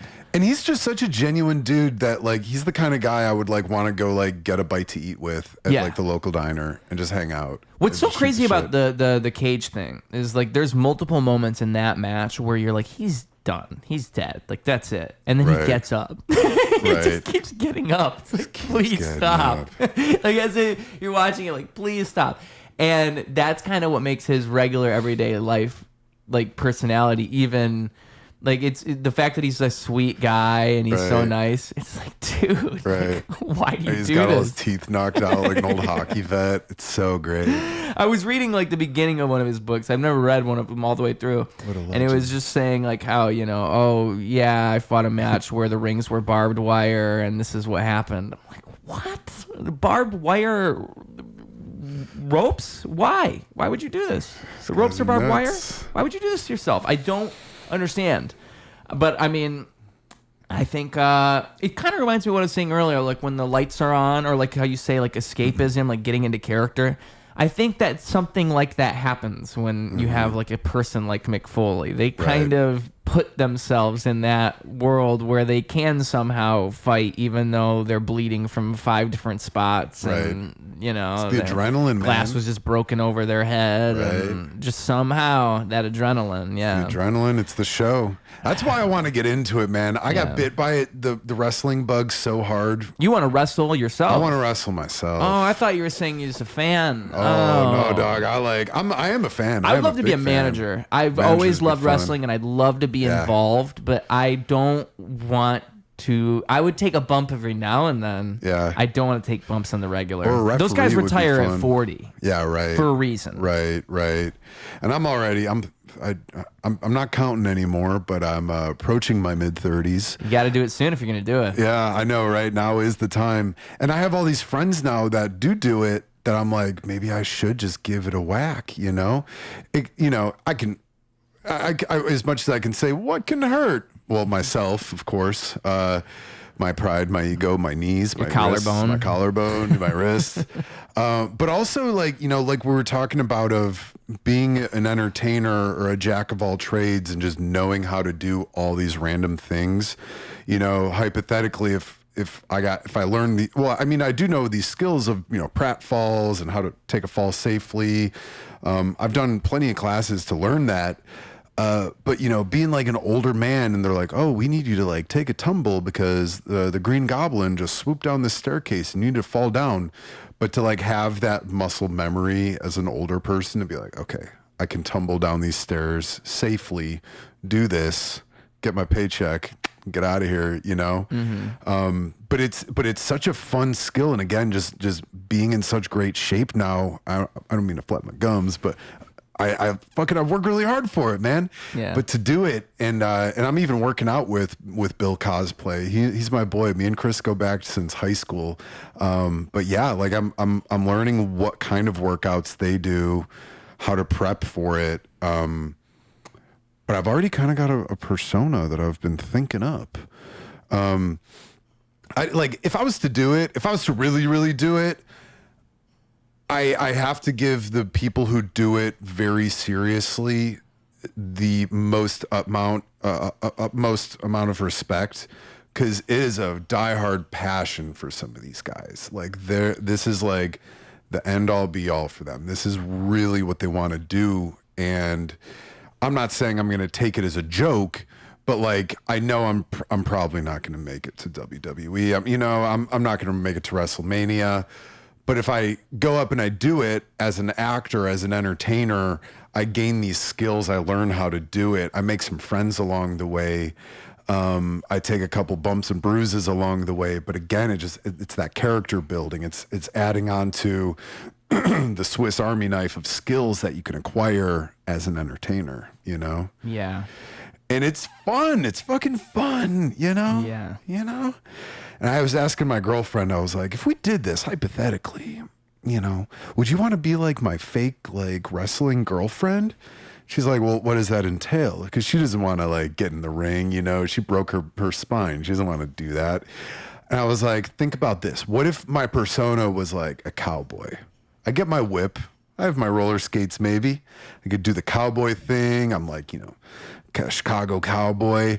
And you're just like a Dolly Parton type, but like a badass Dolly Parton. We give you these huge fake tits and you come out and you're just a part of like the experience too.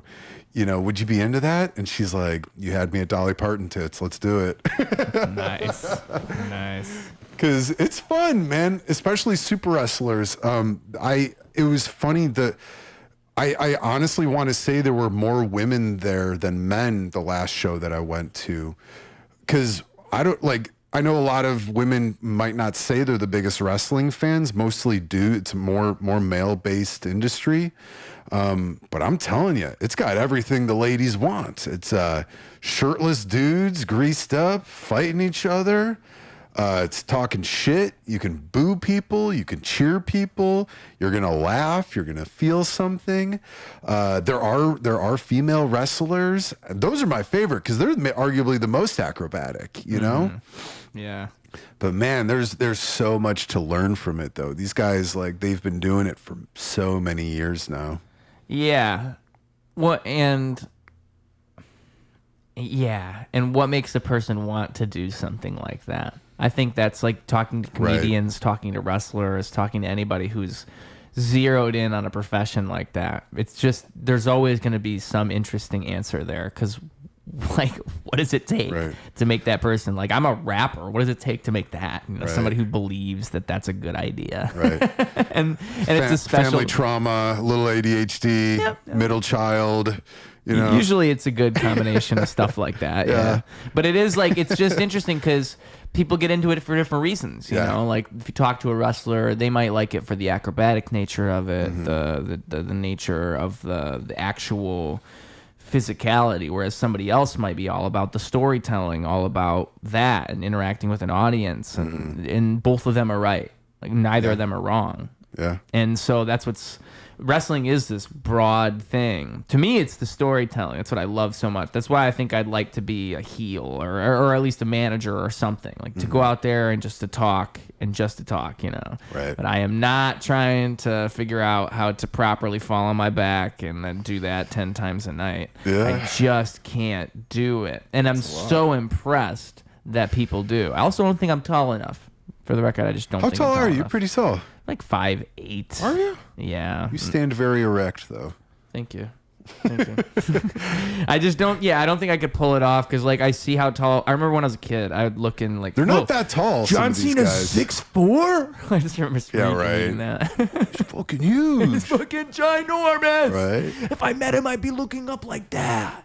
They're not that tall. Some of these guys. Maybe I'm wrong. Maybe this is all my bias. Maybe these are my excuses. But truly, though, I just like the idea. I like one thing I used to do when I was younger is I would be walking with my friends and I'd say, like, give me a thing, and I would just cut a promo about it, like just anything, and you just cut a promo based on the thing, because there's something fun about just cutting a promo and just making that up, and that's what's so. That to me is the fun thing. And I didn't realize it then, but that's really just I was like doing improv games, like that's what that stuff is. Yeah, Selling it. Yeah, Putting selling the mask on and thinking, like, you know, if this was the context, if I'm an audience and I don't know anything about this character and this guy comes out, like, what? To be honest with you, the name Ruse was when I used to do wrestling with my friends when I was younger. That was where it came from, because I had the entrance before that it was. What was my name before that? Maverick. I think I was using the name Maverick, and then I started coming out with the name Ruse, and it would be like the song Ruse by Chevelle, the band Chevelle, and the character was like, you know, again, I was like, oh, you guys, the ruse is that you guys believe any of this nonsense of reality, that you guys believe that somehow you will escape the hellscape that you're all trapped within. You see, I am the ruse, and that's why you hate me, because I am everything that you see when you wake up. When you look in the mirror, you know that you lie to yourself. You know that the truth is deep down, but for some reason, you pity yourself. Yeah. It's good. Keep going, brother. You can start cracking a whip behind me. What he said. Makes noise, Ruse. Woo! So maybe I would revive that character. I don't know what the character would be if I ever come back, but that one works. That character works. How does that character turn face? I don't know. Maybe he buys into the ruse. Maybe he believes the ruse. He says the ruse is real. Yeah. The ruse is the truth. He turns it into a good thing. Maybe that's how you flip it. Yeah. But I don't know. I probably have another good character somewhere in my mind. I just haven't figured him out yet. Because like nowadays in wrestling, you kind of do have the freedom to make your own, to pave your own thing. Yeah. Back in the day, it used to be like Vince decided that Brutus Clay is actually a disco dancer now. Right. Brutus Clay. right. You remember? You weren't watching then, were I you? don't think I remember that. They I can imagine though. We're gonna have you put this wig on. It was here's some crazy. 7-inch heels. Okay, so like for weeks they were like Brodus Clay has the guy. He was the guy who I think he won Tough Enough, so he won this competition show. He's gonna debut on Raw, and he's gonna be a monster character. They're building him up. It's gonna be a monster. There's like little vignettes of him like looking tough and all this shit. So the story is he's gonna be a monster. And then last minute, swerve, he comes out and is dancing, and it's disco music. And he's got 2 like disco dancing girls with him. Oh, and he's man. like, it's like they just turn him into a jobber immediately. Yeah. Like this guy you thought was going to be one thing, complete other thing. That's funny. It was- When was that? 70s, 80s? This was like 2012. Oh, really? Yeah, this was not. Shit. Like, the disco thing made no sense. It was so crazy, dude. Disco's dead. Yeah. Disco's not dead. Disco is life. Disco. You cannot pull off unless you have a really, really good personality. No disco gimmick is gonna fly post 2000. No, hell no. Remember Hell no. Fandango? If you don't remember him, he's like he would have I don't even remember what it was. I think it was like somebody would announce him. He had a personal announcer, and they would go Fandango, and then he would like come out like a model and strut. And he only had like a couple matches, and he won every time somehow. Like he started winning. I think his first match was at WrestleMania, and he won. I think that was how it was. Dude, there's some crazy gimmicks. Yeah. They didn't never stop him with the crazy. So like. You'll never run out of material. I'll tell you that much. Right. And for even like just social commentary, that was the one thing I saw about the Vince Mann documentary, and they talked about wrestling as a whole, and they said wrestling is really the mirror of America. You could look at it that way. You know, you have certain heels for certain reasons. Post 9/11, the Iron Sheik, surprise, surprise, was the bad guy. You know. Yeah. So it is very much a commentary on America. Yeah. Well, I think even when he was a bad guy originally, it was the 80s when there was war going around. You know, it was the same thing. It was all a reflection. Yeah. Was that the Gulf War? And then when he turned heel, he just starts saying like crazy terrorist, anti-American stuff. It's like, whoa, like stuff they would never do now. Can you imagine if they had like someone turns heel and they're like talking about just like the heels out there making an apology letter, right? They would be pulling the whole Ultimate Warrior thing. Right.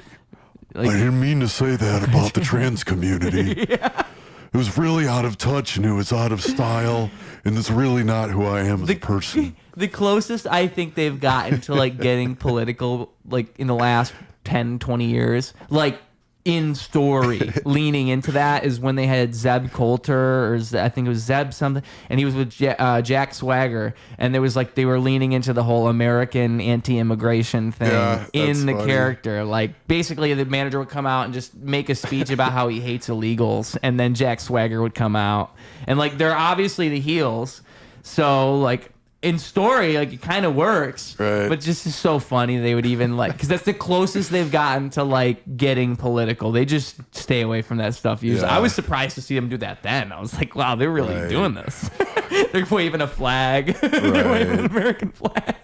And then he's fighting like Mexicans exclusively. Jack Swagger keeps fighting like Rey Mysterio and stuff. Rey Mysterio's defending his people. It's just so funny. And that's obviously a brainchild of Vince McMahon. Right. So obviously Vince McMahon was like, that's the shit. That's good. That's good. Throw it on this when I was eating cereal watching the news the other day. It's really topical. And really, it's like Vince's mind. Right. You're just looking at Vince's mind. But again, like America as a mirror. You know, it would be crazy to see them do like an angle like that now. They never would. I mean, they just did the whole crossover thing with the Mexican wrestling community, though. It was AAA, like the AAA wrestling community plus WWE. I don't know what they called it. Yeah. But they're like, it's crazy. The I love crossover. the Lucha Libre style. Yeah. It's so cool. I mean, it's influenced so much of WWE too. Yeah, like someone like Alberto Del Rio or Rey Mysterio and all of them. I mean, that whole style is so different. Beautiful, beautiful costuming too. It's so much more about So the cool. costumes, right? Right. I mean, it actually means something. Right. It's like Mandalorian culture. You like don't take the mask off. Yeah. You know, it's cool. I always like the whole like sanctimonious like heel tries to take off the mask Right. thing. Like it's just always a thing you'll see. Right. Like Right. Rey Mysterio doing this. No. I don't We've want all you to see seen how your ugly face, I Ray. am. We all have Google, Ray. I've seen Right, your face. Right. Oh man. Is there anything else we had to touch on while we're here? You know, I mean, I don't know. I think we've covered just about everything here. we've done it all. We've done it all. You know, I will say this. I am looking for more work. I'm an entertainer of many different mediums. I don't always just do kids parties. I don't always do balloon animals. I'm a serious actor, and I'm looking for more opportunities. I'm looking to collaborate with a lot of people. I do a little bit of everything when it comes to the city. I work with a lot of really great organizations. Some I definitely want to recommend. Cabinet of Curiosity, Rogue Llama, Moments of Magic Chicago, The Buddy Walk, Holiday Heroes. I'm probably forgetting a couple. My friends over at Hike Creative, Jerry Gonzalez, the Kino Crew production guys. I'm very, very, very, very, very blessed to be able to work with all of these great organizations and these great people. It wasn't always easy. A lot of it is getting your foot in the door to begin with, just to introduce yourself. I've done a lot of really crummy jobs in my past. So when I land these really fun jobs, I'm even more appreciative of just how cool it is to make art and to spread love and joy and happiness. If any of you guys are interested in any of my acting stuff, check out my acting reel. I got an acting reel. I got some videos up on YouTube as well. And be sure to check out Hawkwind's Radio Picture Show, where again, every Wednesday night, we're streaming live from Q4 Radio. Check out any of those. Again, if you're hiring, let me know. Hey, I'm looking for more work these days. I will say this. I am an independent artist. I have never had representation. I've never had an agent. I've sought them out from time to time, but I've also talked to other friends in the industry about the pluses and the pros and cons of having it, representation. And I'm really proud of my resume. As you saw, it's pretty stacked, man. I've done a lot without representation. Again, a lot of it is just meeting artists myself, getting my foot in the door, trying to meet some of these people, working for them for a time or two. And then that leads to some pretty amazing opportunities. I've worked with some pretty fucking cool bands as well. I was in a Nickelback music video.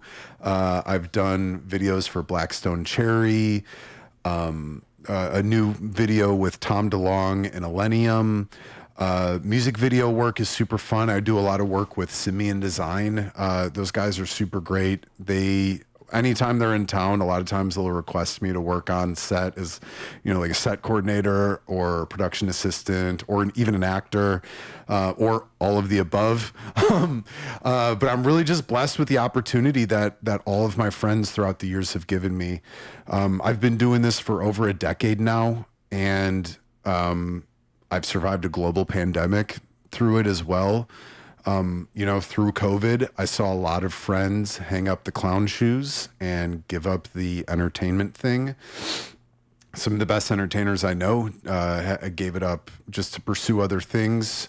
And I'm very blessed, and I'm very fortunate that I have so many close friends in my close circle, as well as family and friends that really help push me and make it happen.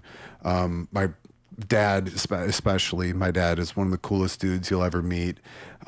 He started getting into like improv and stuff after I got into it, and we've performed together a couple times, and I'm waiting for the day where we can act as father-son in a movie in due time. But no, I'm just very blessed with all the people in my life, especially with my birthday being yesterday. It was just such a great way to just kind of reconnect with these people, tell them how much I love them. And I'm just eager for the next opportunity, man. I couldn't even tell you what my favorite is on that resume, because I've done so much fun stuff. I'll tell you that my favorite hasn't happened yet. And with the way the world's been going, my new job in the future probably doesn't even exist right now. Podcasting wasn't really a thing 20 years ago when I was first considering getting into entertainment.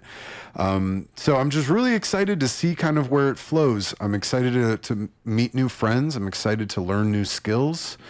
And I'm above all just really excited just to spread love, man. Life is really fucking hard, especially nowadays. We're in a really divided country. And it doesn't have to be that way.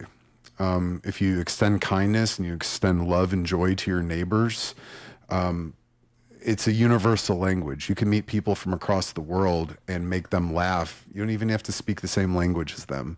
But laughter and joy is just a really beautiful love language that's universal and should be shared with everybody. And I encourage all of you guys out there, no matter who you are, what you do, to live, thrive, and survive. There are ways to make everybody entertained. There's ways to make everybody smile. You're not always going to make everybody smile. I had to learn that the hard way a couple times. But no, genuinely, that's my mission in life. And can I end my thing on a prayer? Is that cool with you? Sure, dude. Yeah. I'm religious. I'm more spiritual than religious. Okay. I was, when I was a kid, I grew up on the south side of Chicago in a very Irish Catholic neighborhood. And Irish Catholic, they make you feel fucking guilty about everything. And I never really liked that. It wasn't until I dated this woman who was Baptist where I was like, oh, I should feel good about this. I should feel as if me going to church is rejoice. I should feel like it's a party. I'm glad there's a full band up there. This is cool. It's like the Blues Brothers. People are up and dancing. It's great. Yeah. Oh, and we get to eat after? How awesome is that? So I didn't always have the best relationship with God growing up. You know, it was always pounded in my head at a young age in a Catholic grammar school, even into high school. So much so that I kind of just became jaded to it. And I was like, yeah, whatever. This is just always a thing. I kind of lost my faith when my mom got sick. And then I found it in my later years. And I'm not like super religious. I'm never going to like force my religion on anyone or my beliefs on anyone. It's just the way that I feel, the way I get right with God, the way that makes me feel better. I do believe in heaven and hell. But one of my favorite parts about growing up on the South Side is because I was always the class clown. I was always voted like funniest in the class. And I would use that to my advantage again as a kid. It got me into and out of a lot of trouble. And whenever I had to lead prayer in class, I would always pick this prayer called the clown prayer. And the clown prayer, many people know it. If you're a fan of Chris Farley, you might recognize this from his documentary. It was his favorite. He actually carried it around with him. And I just think it's really a great prayer from beginning to end. And it just kind of sums up what I'm all about. Okay. Is it cool if I read it for you? What if I said, can you imagine after all of that setup, Right. I was like, no, actually, No. let's just end it a different way. We're not gonna promote religion here. Let's do something else. Yeah, go for it. I'm excited. So to whatever. Chris Farley endorses this Yeah, poem. yeah. I'm a This big prayer. Chris Farley fan. I actually went and visited his grave, and I would read this at his grave when I'd go visit Farley's him. he's Mount Rushmore of comedy. Yeah, if you ask totally, me. Yeah. totally. Yeah, he's married. He's buried up in Madison, Wisconsin, kind of over by where my sister lives. So I visit that area quite often. I always pop in, leave a clown nose, you know. But so this is called the Clown's Prayer. You can send it up to whatever God you pray to. As I stumble through this life, help me to create more laughter than tears, dispense more cheer than gloom, and spread more cheer than despair. Never let me become so indifferent that I will fall to see the wonder in the eyes of a child or the twinkle in the eyes of the aged. Never let me forget that my total effort is to cheer people, make them happy, and forget momentarily all the unpleasantness in their lives. And in my final moment, may I hear you whisper, when you made my people smile, You made me smile. Amen. Amen. I would always lead with that. I just like that as I stumble through this life, because no one's perfect. We're all fucking it up, you know? Stumble like a bunch of clowns. Who wrote that? Where does that come from? Do you know? Oh, way back in the day, there were, I actually don't. The very first clown. Saint Clownisting from the ruins of... I actually have no idea who His wrote it. nose was actually red.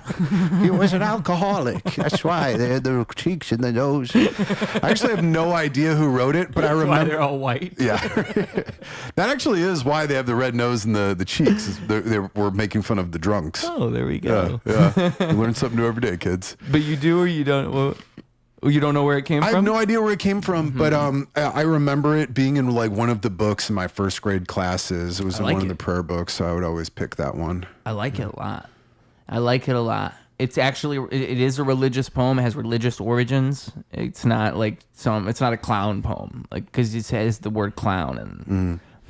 But it's about entertainers, you know. You don't forget to see the wonder in the eyes of the age, the twinkle in the eyes of the youth. Well, I also important. think that there's something about giving yourself away that is sort of religious, that the poem or that the prayer would highlight, right? Like, it's saying like, don't allow me to forget why I do that.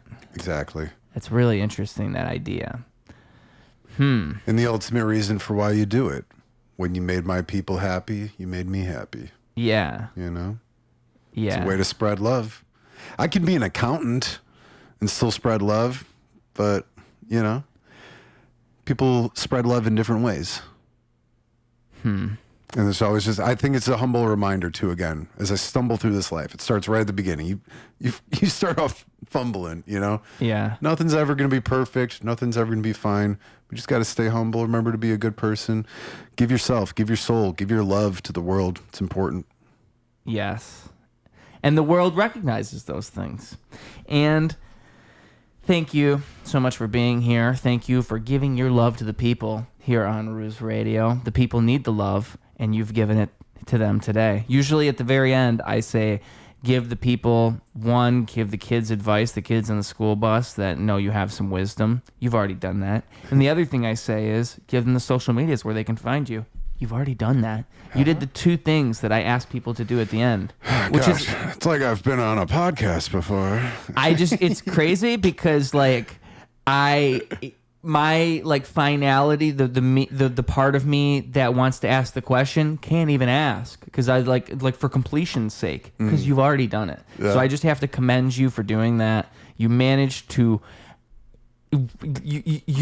naturally add a conclusion into an episode. I can tell, sir, you are well versed in these arts. Truly, truly, from the bottom of my heart, amazingly done. Appreciate it. You spoke an ending into existence. Amazing work, truly. It take a lot of years, man. I used to have to carry amplifiers up and down the CTA red line stops up the stairs. So if you want your fucking voice to be heard, man, you got to work at it, dude. Got to figure something out. You Yeah. really do. Well, I appreciate the kind words, and you run a great show here too, brother. I really appreciate you having me on, and I love the setup, and I hope you enjoy your new gift there too. Yeah, this shirt was given to me by hypnotist Chris Jones. It says "Beautiful Penis," I believe. You gave me that. This was given to me by Milo Mack, an MF Doom record. Dr. Doom. So we're just building up the accolades here. I don't know how much we can fit on frames. Oh, and then we also got this Wild Phil Lisiecki hat up here in the corner. So we'll see how much more we can keep fitting. Yeah. I don't know how many more. Dude some toys. Send him some merch. I mean, like every time someone shows up with a gift, I'm like, oh, all right. You might have to start getting some shelves up here, brother. You're gonna have to call me over to install the shelves for you, man. Yeah. I'll be like, bring your secret detective advice that makes sure I'm not going to ruin the wall. Yeah, right. while we're at it too, let me take a look at that titty light you got too. I'd maybe fix that for you. You're gonna see something interesting. All right, thank you guys for watching here on